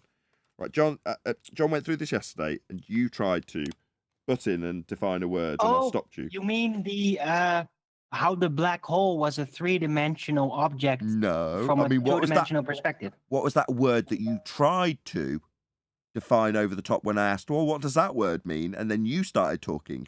But I'm testing to see if you can even bloody remember the word. Let's see how you get on. I don't. Sorry. Go on, Isn't John. it anastatically or some shit? Yes. I don't remember. Asymptotically. One more time. Asymptotically. Not you, Arwin. Asymptotically. No, again, same old routine. Some things never change. Everybody shut up. Just want to hear John say it one time clearly so the subtitles pick up on it. Asymptotically. That's the word that describes what's on screen now. So a general disappearance of curve at distance. Again, you know, this is low energy, high distance, no problem. Right. So asymptotically, if I'm saying it correctly, is the overriding disappearance of curve at distance. Have I said that correctly, John? Yeah, that works. From the fact that being in a stable orbit in the second Lagrange point allows the telescope to maintain a fixed position relative to the Earth and the Sun. I mean, I don't know what Lagrange point is, but to say it has a fixed position with respect to the Earth and Sun, isn't that impossible? You can have a fixed position to something that's moving at 500,000 miles per hour. Why not? But they're both moving at different rates, and don't see how it can have a fixed position to both of them. I know. I'll brush past that because I don't know what Lagrange points are, so maybe that I will do. explain it. Oh, go on. I just looked it up. Go on. Lagrange point is the claimed point after which here you go. The gravitational pull of Earth no longer pulls small objects like meteorites into its gravitation. So it's like where the gravity no longer is strong enough. Hold on a second. You're telling me that there's a pull? What's that? I don't follow. Whoa. A pull? Yeah. Yeah. Hey, it's not my claim, dude. But what about George Musa? Gravity's not a force. I mean, if I think of it as a force, will that mean in this description there's a pull suddenly if I think about it as being a pull when it's not a pull? Not a force. How can it be pulling anything? Oh, It's they an say emergent gravitational influence, not necessarily force. So it could be space-time bending influence. Could it be that it's not actually a force, but you can think of it as a force, end quote George Musa, and therefore when I can, because I've got permission from Musa to think about it as a force, and I do, it creates an emergent force. Could that be it? Yes. it's an No, I don't emergent think pull. so. I think they're trying to avoid addressing whether it's a force or not a force, and they're just talking about gravitational influence. Oh, I can clarify that for you. It's not a force, end quote George Musa, but you can think of it as a force. There you go. But the point with respect to the Earth and Sun would be a constant orbital point at a set distance from the Earth as it rotates between the Earth and the Sun. That's going to change its distance to the sun constantly, isn't it? Well, it's just with respect to those two bodies. I don't think they're accounting for the 3% differential. I don't think they're accounting for that when they make that statement. Okay. I'm just going to hold fire on it because I'm having trouble conceptualizing this in a 3D manner in an orbital way when he says that these distances are going to be essentially the same is what I'm hearing, but I don't see how that's possible, but it could just be me being frazzled. So we'll just move on. The position also cuts out the need for the telescope to constantly adjust its position or orbit. This offers the stability required for uninterrupted observations. It's in orbit. So there's a lot to unpack there, and I'm too frazzled. That was confusing. In addition, being in L2 provides significant thermal benefits. The James Webb Telescope is generally equipped with a suite of highly sensitive instruments. Being in L2, so it's like when they overclock a CPU and they pour, what is it, liquid nitrogen? Is that what he's saying? I'm not sure. What's L2 mean? So frazzled. What time Maybe is it's it? some piece of equipment on the satellite that they haven't explained yet. Maybe. I believe it's a Lunar plus. level of orbit. L2 orbit. Oh, yeah, okay. What am I thinking of? I don't know. All of which must operate at extremely cold temperatures to enable it to detect the faintest infrared signals from distant celestial objects. You'll need R value for the distant bit. Positioning the telescope at the second Lagrange point can utilize a large sun shield to protect its sensitive instruments from So the point that we lose the effects of the force that's not a force that we can think of as a force, therefore it's got an emergent force when you point it at those points. None of this seems to be making any sense to me. Again, I keep apologizing for being frazzled, but really, this isn't making any sense to me. Is this deep presuppositional orbital mechanics and shit? I mean, this is like the cream of the crop when it comes to presuppositional space stuff. Okay. Direct sunlight and maintain a cool operating environment. The James Webb Space Telescope is intended to support astronomers around the world to investigate what are the first stars that formed after the Big Bang. So based on an idea that is disproven by the first law of thermodynamics, the telescope's going to assist them in extrapolation of that idea that couldn't possibly be correct. Right, there was me thinking it's just like looking at stuff. So, no, not grand enough to say, yeah, we're going to look at stuff in the sky. No, it's going to help us extrapolate out ideas of a first law of thermodynamics violation, nature creating itself. How did the galaxies grow? You won't find this out by looking at lights in the sky. The sun shield. The how would be explained by establishment of cause and effect reasoning. After observing a phenomena, half the time they can't even call it that, and then varying and manipulating that which you assume caused it. How did that happen? Well, because this was varied, proving it was the cause. See, that's empiricism. See, that's what science offers. Now, these numpties have got nothing but phenomena, half the time, to study. So they're halfway there to giving a hypothesis. Let's just ask the housekeeping question. How long are we into the show? 10 minutes left, roughly. Any single viable hypothesis from any of the fields of astronomy, cosmology, or astrophysics? Negative. But they're halfway there, right? They've got their dependent variable, observe natural phenomena sometimes. No Is science. it really a natural phenomenon when you're taking the observation from a medium that doesn't exist? And extrapolating out a first law of thermodynamics violation backstory. Right. Acts as an umbrella, shielding the telescope from direct impacts from the sun, moon, and Earth.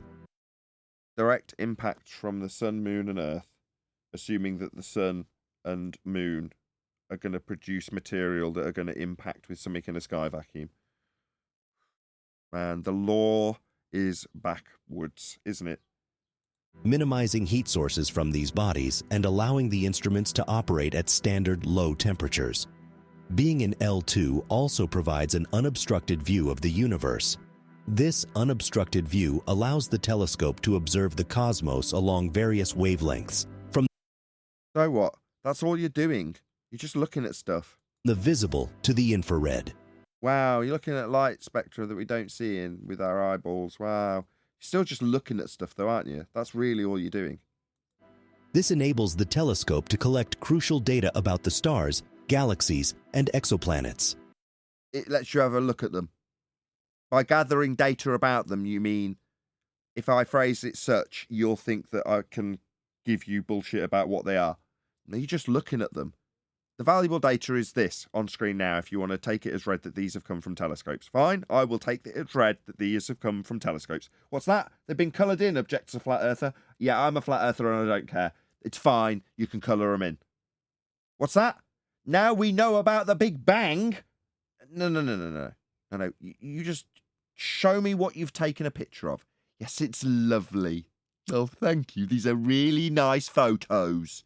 I mean, coloured in images. Whatever you want to call them, they're lovely. Don't tell me Jack. They certainly don't extrapolate out to a first law of thermodynamics violation, Big Bang, which is what apparently the money's being poured into after taking pictures of the night sky. What's an Placing the exoplanet? telescope on the... Go on. What the heck is an exoplanet? I have a slight issue. Maybe you guys can help me out. Oh, sorry. Hold on. I'm sorry. I went silent. Arwie wants to launch into heliocentric. No, Go but ahead. an exoplanet is a planet that's like way outside of the regular type of orbits around the sun. It's like planets that they barely are planets. Like Pluto would be like an exoplanet, if I'm not mistaken. Or an How do they exoplanet know? could be like even completely outside of the normal orbit system. That's what I thought exoplanets were. I thought exoplanets were actually planets of other suns, which Yeah, that's what I are thought they were. stars in the sky. That's what I thought they were. Planets Oh, beyond. Owen's There you go. right. Okay. Owen's Stop. right. Stop. It's just planets that aren't in the solar system. That's all they are. Right. No, Okay. no. They not in the solar system, but they still have to orbit. Yeah, well, it goes. Well, they say that Jupiter is an exoplanet. Which kind it's of not. means they're in the solar system. So I don't understand that, but it does require an orbit outside the solar system. But surely that would mean it's part of the solar system, because that's how you become a constituent of it, is to orbit the luminary in the middle. So it just seems make yourself look intelligent word, isn't it? So they put Pluto in that category. And Jupiter apparently also. So I think that like all the outer planets are exoplanets. So it's like No. the inside ring and the No. outside ring. No. I'm looking it up and they say that Jupiter is an I've got it from exoplanet. NASA. Let me just give NASA's explanation for what it is. From NASA, what is an exoplanet? An exoplanet is any planet beyond our solar system. Most orbit other stars, but free-floating exoplanets called rogue planets orbit the galactic center. It's all bollocks. We haven't got a galactic center. What We haven't got the orbits. frick? We haven't got a solar system. It's all bollocks. But that's what NASA say. So it's just any John other was planet right. other than the ones we know are planets in terms of the heliocentric. So it's just anything that could be classified as a planet that's not of our 9 known planets or 8 planets as they call it now. Is that? So it is. Just trying to sound intelligent again with a big word to mean any other planets other than ones we've got. That's what I always took it as. Second Lagrange but real point. quick. Go Oh, yeah. Real quick, back to the issue I was looking at. Maybe you guys can help me with this. So, quick wiki search of Lagrange point. The top paragraph says, in celestial mechanics, the Lagrange points are points of equilibrium for small mass objects under the gravitational influence of 2 massive orbiting bodies. Mathematically, this involves the solution of the restricted 3-body problem. Did they solve the 3-body problem? No. That they have? No, but they moved it along. They could postpone it thanks to Hold the on. Lagrange point. Yeah, no, they don't, Chocolate. And you feel free to give your conclusion based on that fact that you've just disseminated so eloquently. Go ahead. Oh, I mean, if they're saying that these points of equilibrium for objects under gravitational influence, which whatever the hell that is, and they're saying that mathematically this solves for the solution of their 3-body problem. If they haven't solved that, then this Lagrange point is just nonsense. Perfect. Don't think about it. What's that? Try not to think about it. Don't think about it. I mean, it's the solution. It doesn't resolve anything. It just moves it further down the line. So you don't have to consider that you don't have the solution. It's just the next step. It'll work. Don't worry. They'll find it. Thank you, Chocolate. Significantly minimizes the interference from Earth's heat and electromagnetic signals. The telescope located so far away from our planet reduces the contamination of the telescope's observations by unwanted terrestrial signals, increasing its ability to capture faint and distant astronomical phenomena. Did he just debunk spectroscopy? How so? Because he mentioned since it's way out in space, it lessens the interference that we get here on Earth. Oh, what you're saying is when stellar spectroscopy is performed here on Earth, that statement about the need to isolate from everything between you and the thing you're measuring. But that aside, his objection is that, well, we're going into a second law of thermodynamics violation, sky vacuum, to overcome the problems that we would have if we were doing spectroscopy in any other circumstance. That's So what there's I think he was problems saying, right? in the other circumstances then. Yes, I see your point.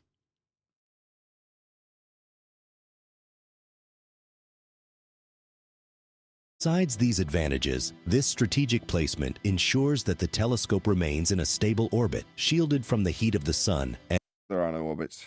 and terrestrial interference from Earth. Operating at That terrestrial interference that craps all over all the other claims of spectroscopy then, when they're stellar in nature. extreme sub-zero temperatures, specifically at minus 233 degrees Celsius. Check out the doublespeak. Got a picture of a volcano and he's talking about minus temperatures. The telescope minimizes its thermal emissions, allowing for highly sensitive infrared observations. However, one of the most electrifying aspects of the James Webb Telescope is its ability to study the universe at its earliest. No. So you're going to now appeal to the speed of light based on Einstein. We've already got a problem with where it's put in terms of what it's referencing, because it's got a 3-body problem. The Chocolate just beautifully, eloquently disseminated to a live audience. So no. But we have just summarized that it's looking at stuff, and those images are lovely, but it's not a time machine. Yeah? Based on a notion of time coming from a concept based on the movement of the celestial objects, extrapolated out into a fourth dimensional pseudo-Ramonian 4D space-time that has its problems. The chocolate just went through. So we're not going to be looking back in time along geodesics because of the speed of light, which is debunked by quantum mechanics. So you haven't got a one-way speed of light, you haven't got an R value, you haven't got any orbits. And the three-body problem in the Einsteinian maths that definitely isn't reality doesn't give you any credence when you're talking about the locations in a presupposed orbit. It's riddled. No, you haven't got a time machine. You're not looking back in time. It's all nonsense. Due to the telescope's ability to study infrared light, which has longer wavelengths than visible light, it can easily look through cosmic dust clouds that haze our view and detect. So it's looking through other things that could affect the spectroscopy result. But it's out in space to isolate from the dust it's looking through. So it's in no way isolated from this crap then. So your conclusions are all void based on that last statement. But further to that, you're saying it can see through the gas clouds further back in time. This is not a DeLorean. We cannot look back in time. In the pre-show, we had a very interesting philosophical discussion about whether or not you could prove yesterday existed. Meanwhile, these numpties think they're looking back in time based on out-of-date, debunked, pseudo-four-space concepts. Go ahead, Darwin. I forgot what I wanted to say. Never mind. Just ejaculated because you felt the need to. It's fair enough. I'm detect sorry. older lights that have I had traveled for something to say, but then I forgot. Premature ejaculated. billions of years. I just like how This he. allows.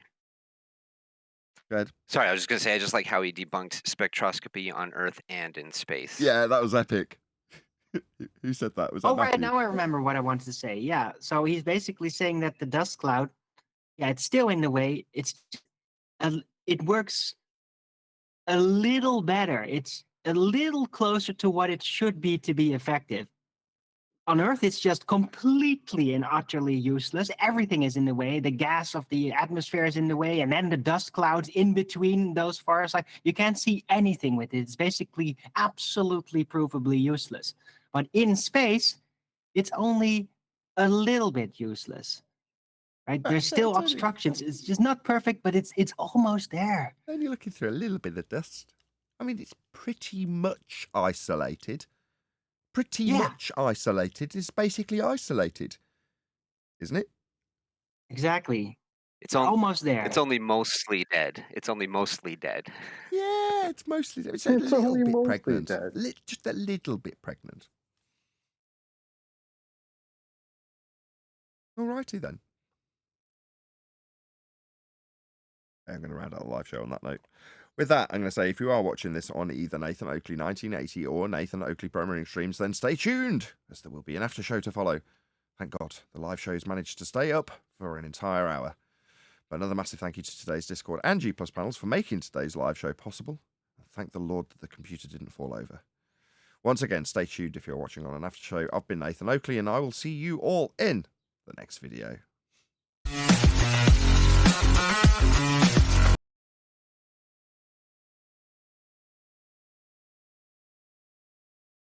Right, chat amongst yourselves for a little bit. Are we going to continue the video, or are you going to finish it tomorrow? I think that's enough. I think we've had enough. I've had enough. Aw. Yeah. There's so much more to show It's you. been a trying couple of days, Arwin. Sorry. We'll move on to something else. Find something else so we've got something fresh to look at. Okay. Tomorrow. If I don't have a nervous breakdown. Anyway, talk amongst yourselves for a bit. I was just going to say, like, this video, I mean, they have such sights to show you. Right, guys? Very pretty pictures. I was actually referencing Hellraiser, but yeah. I know I heard that somewhere. I was like, we have such things to show you. I've got such sights to show you. Okay. Angles Hopefully, from Arwin, hell. I'll nominate you to keep this conversation going. Okay. I was actually going to go out for groceries. Sorry. You should edit that together with him saying that about sites to show you, and then have Danny Faulkner showing angles from hell. Change my mind. You hanging around for a bit? We'll Chocolate? put Denny Faulkner's face on that guy from Event Horizon. I just want to make sure that if I step away, there won't be immediate dead air as I'm checking things. Chocolate. You reckon? Yeah, I'll No? try to interject. Yeah. Ah, great. Because Arwen's Sounds going to good. bugger off Sounds good. immediately. Sounds good. Can't be relied upon. Anyway, I'll be back in 2 or 3 minutes. All right, if you've got any cuss words to say, now's the time to get them. Get him. Yeah, the exoplanets, like they got a pixel on a picture, and then like the extrapolation into a planet. It's amazing what they can do with their imagination. Until someone is pulled up on it, who happens to be a exoplanet astrophysicist, and is asked, why are you guys running around telling people this is you could see volcanoes and rivers and stuff. This is a pixel. She was just like, yeah, that's probably we probably shouldn't be doing that. Yeah, you probably shouldn't. That's life. Well, So the they way just they made do up it, these stories that they're orbiting around. well, they didn't They just don't pull them out observe of their it, do butt. they? Well, there was a process to pulling this out of their butt, Neil. First, they imagined what the Earth would look like if you were at that point at the exoplanet looking back at it. So they imagined that Earth would be like probably like a tiny blue. So if we see a tiny blue speck, we can assume it's just like the Earth. So there was a little bit of a process to it.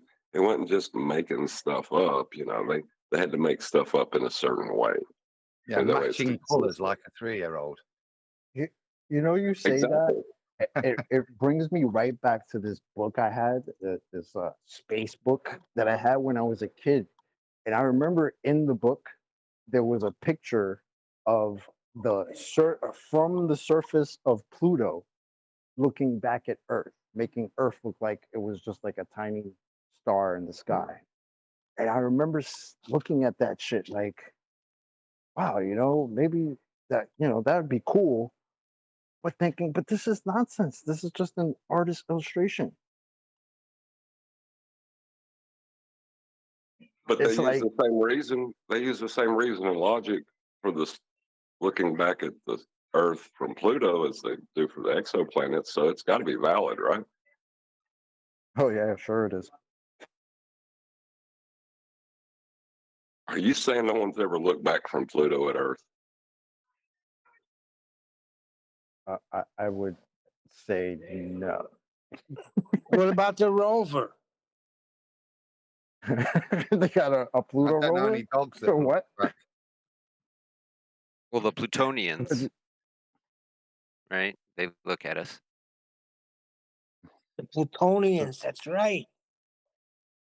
Yeah, and there was an explosive P-32 space modulator from that Martian I guy. was just thinking of that too. Space modulator.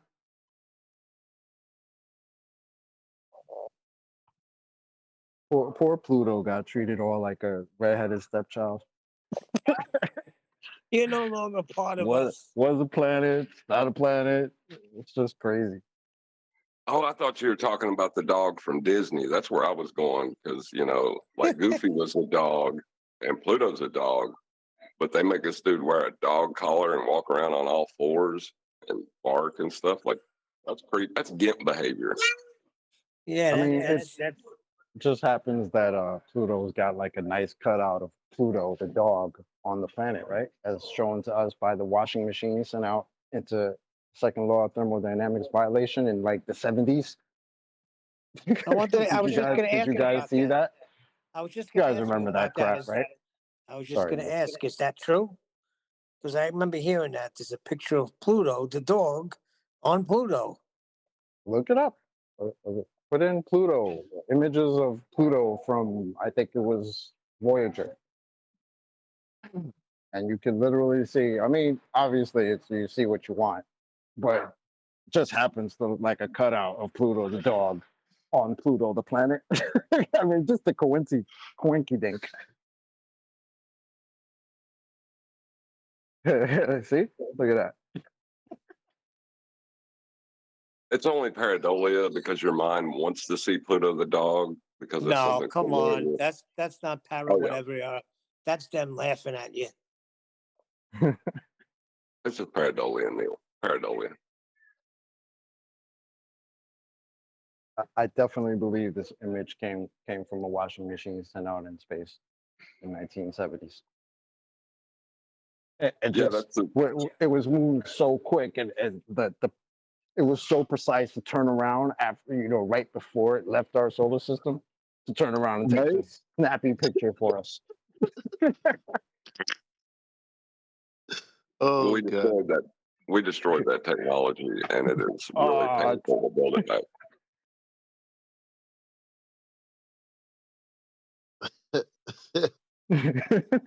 I'm just like, how does it turn around? Is it already rotating? Because I mean, nothing would stop it at that. How do you get like a stable pick? Man. If anything, no, I'm sorry. I'm sorry. No, hell no. Eli, what was going on in chat with you? What? I'm trying to make like a little audio splash text clip where because he's just contradicted himself over and over and over, and I was like, nah, you're banned. I can't. Because my brain is short circuiting just talking to you. Talking about Zanuck, right? Mm-hmm. Zadok's still around doing his thing, huh? Well, still lying his ass off, huh? I'll read you. I'll read you what we were talking about in the chats. And at the same time, he was on mic talking to Jedi and contradicting himself. Right. This thing with this, you don't need a horizontal. You can use a bubble sextant, which creates a horizontal. But that was the first slap I gave to him because I was like, yo, why do you keep saying that? And then I got a bubble sextant manual or a bubble sextant article, and I just typed the word horizon, and it was said horizon like 9 times. Why would he tell Jedi that you don't need a horizontal when he came here and told us you need a flat plane? I even asked him, what if you just wanted to use the ball first, the sphere that you believe you live on? What if you just want to use that? Oh no, it just turned into a flat plane. Oh, okay. That's what I'm saying. What the hell? That's what I mean. He contradicted himself. Like, I don't know. It just kept happening. Look, okay, so Zanuck says you don't need a horizontal. All you need is a vertical to the surface and measure the angle to the stars as the co-altitude angle. This gives you the distance traveled for any change in angle. No horizon needed. No horizontal needed, right? So what's the vertical reference then, though? so then I go to air navigation sextants, the A10A sextant. The type A10A aircraft sextant is a precision instrument designed for use in aerial navigation. With this instrument, the angular altitude of a celestial body can be measured and recorded with reference to a bubble artificial horizon. The sextant is an indirect sighting instrument. This means that by looking in a horizontal direction and turning a prism geared to an altitude scale, it is possible to bring a celestial body into a field of view. And it even says somewhere further down, a sight of the natural horizon may also be obtained. So you can use the aviator sextant with this, with the with the horizon itself. So remember, he said no horizon needed, no horizontal needed. Like 30 minutes later, he says, yes, the bubble creates a horizontal and subsequently a vertical by default. What? But then he You can says, do it, Eli, without horizontal. But you can Exactly. that's what he's saying. Yeah, That's let me that's what he's saying. The horizontal and subsequently a vertical by default. No, Well, he that's agrees the with other that. way around. So No, I mean you can't have a vertical without a horizontal or a horizontal without a vertical. Well, one will invoke the other via geometry, Right. but you don't. That's what he's saying. Yeah. Yeah, but you don't have to have it. You could use a cross staff to attain a vertical, which in of itself is perpendicular to the horizontal. So it's not a problem as long as you've got one's defined, you can work from it. But just because you don't set it up in an unnecessary way, like with a cross staff, doesn't mean it doesn't exist. It still exists there because it's at 90 degrees to the other straight line you've set up, which is your perpendicular. So it's a really dodgy point. It's trying to deny its existence or the fact that it is conjured in the geometry once you establish a straight horizontal or a straight vertical. It automatically appears because of the definition of the other one. So I don't get the point he's trying to make. He doesn't get the point he's trying to It make. just sounds like he's trying to differentiate himself from all the other numpties that are running around telling flat earthers that you need a flat baseline. Because Zanuck is full of shit as he is. He's smart enough to understand that saying that blatantly is no bueno.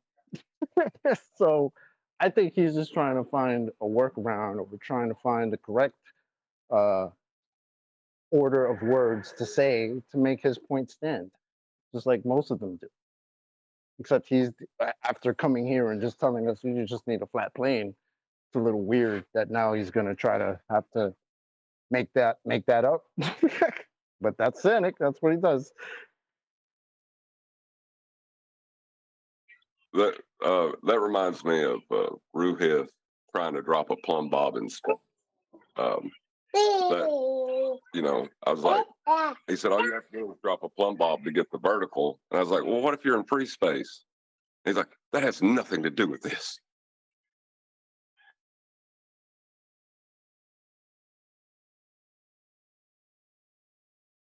How dare you?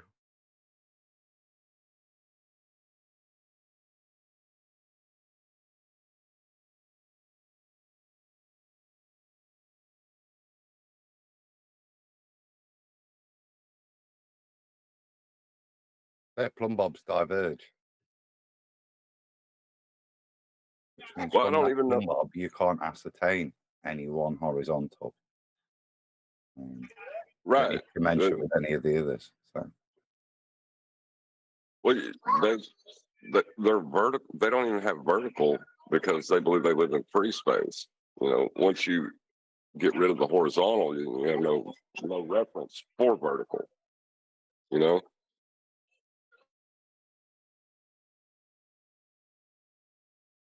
That's why they think things float in space, because there is no reference to vertical. That floated. Yeah, well, falling, like they're falling in a circle or whatever. Free float. Free floating.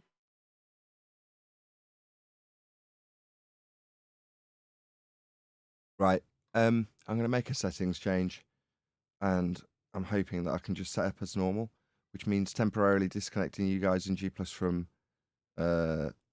Discord. But can you stay there? It's just yesterday. I know I can appreciate why, if there's only a couple of you in there.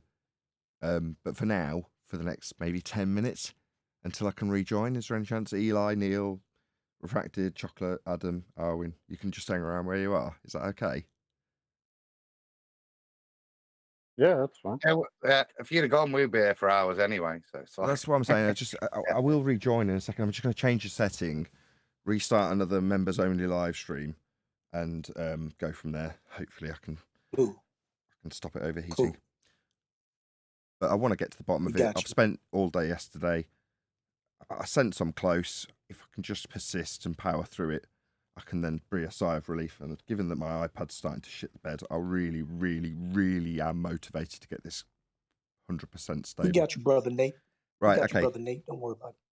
Same with you guys in Discord. I will be back shortly. But with that, I'm going to say a huge, massive, enormous thank you to both Discord and G Plus panels for making today's after show possible. And of course, a massive thank you to all of you in either Nathan Oakley 1980 or Nathan Oakley premiering streams. Hopefully smashing the super chat, liking, commenting, sharing, subscribing, joining as a Nathan Oakley 1980 channel member, hitting me up on PayPal and all that good stuff. I've been Nathan Oakley and I will see you all in the next video.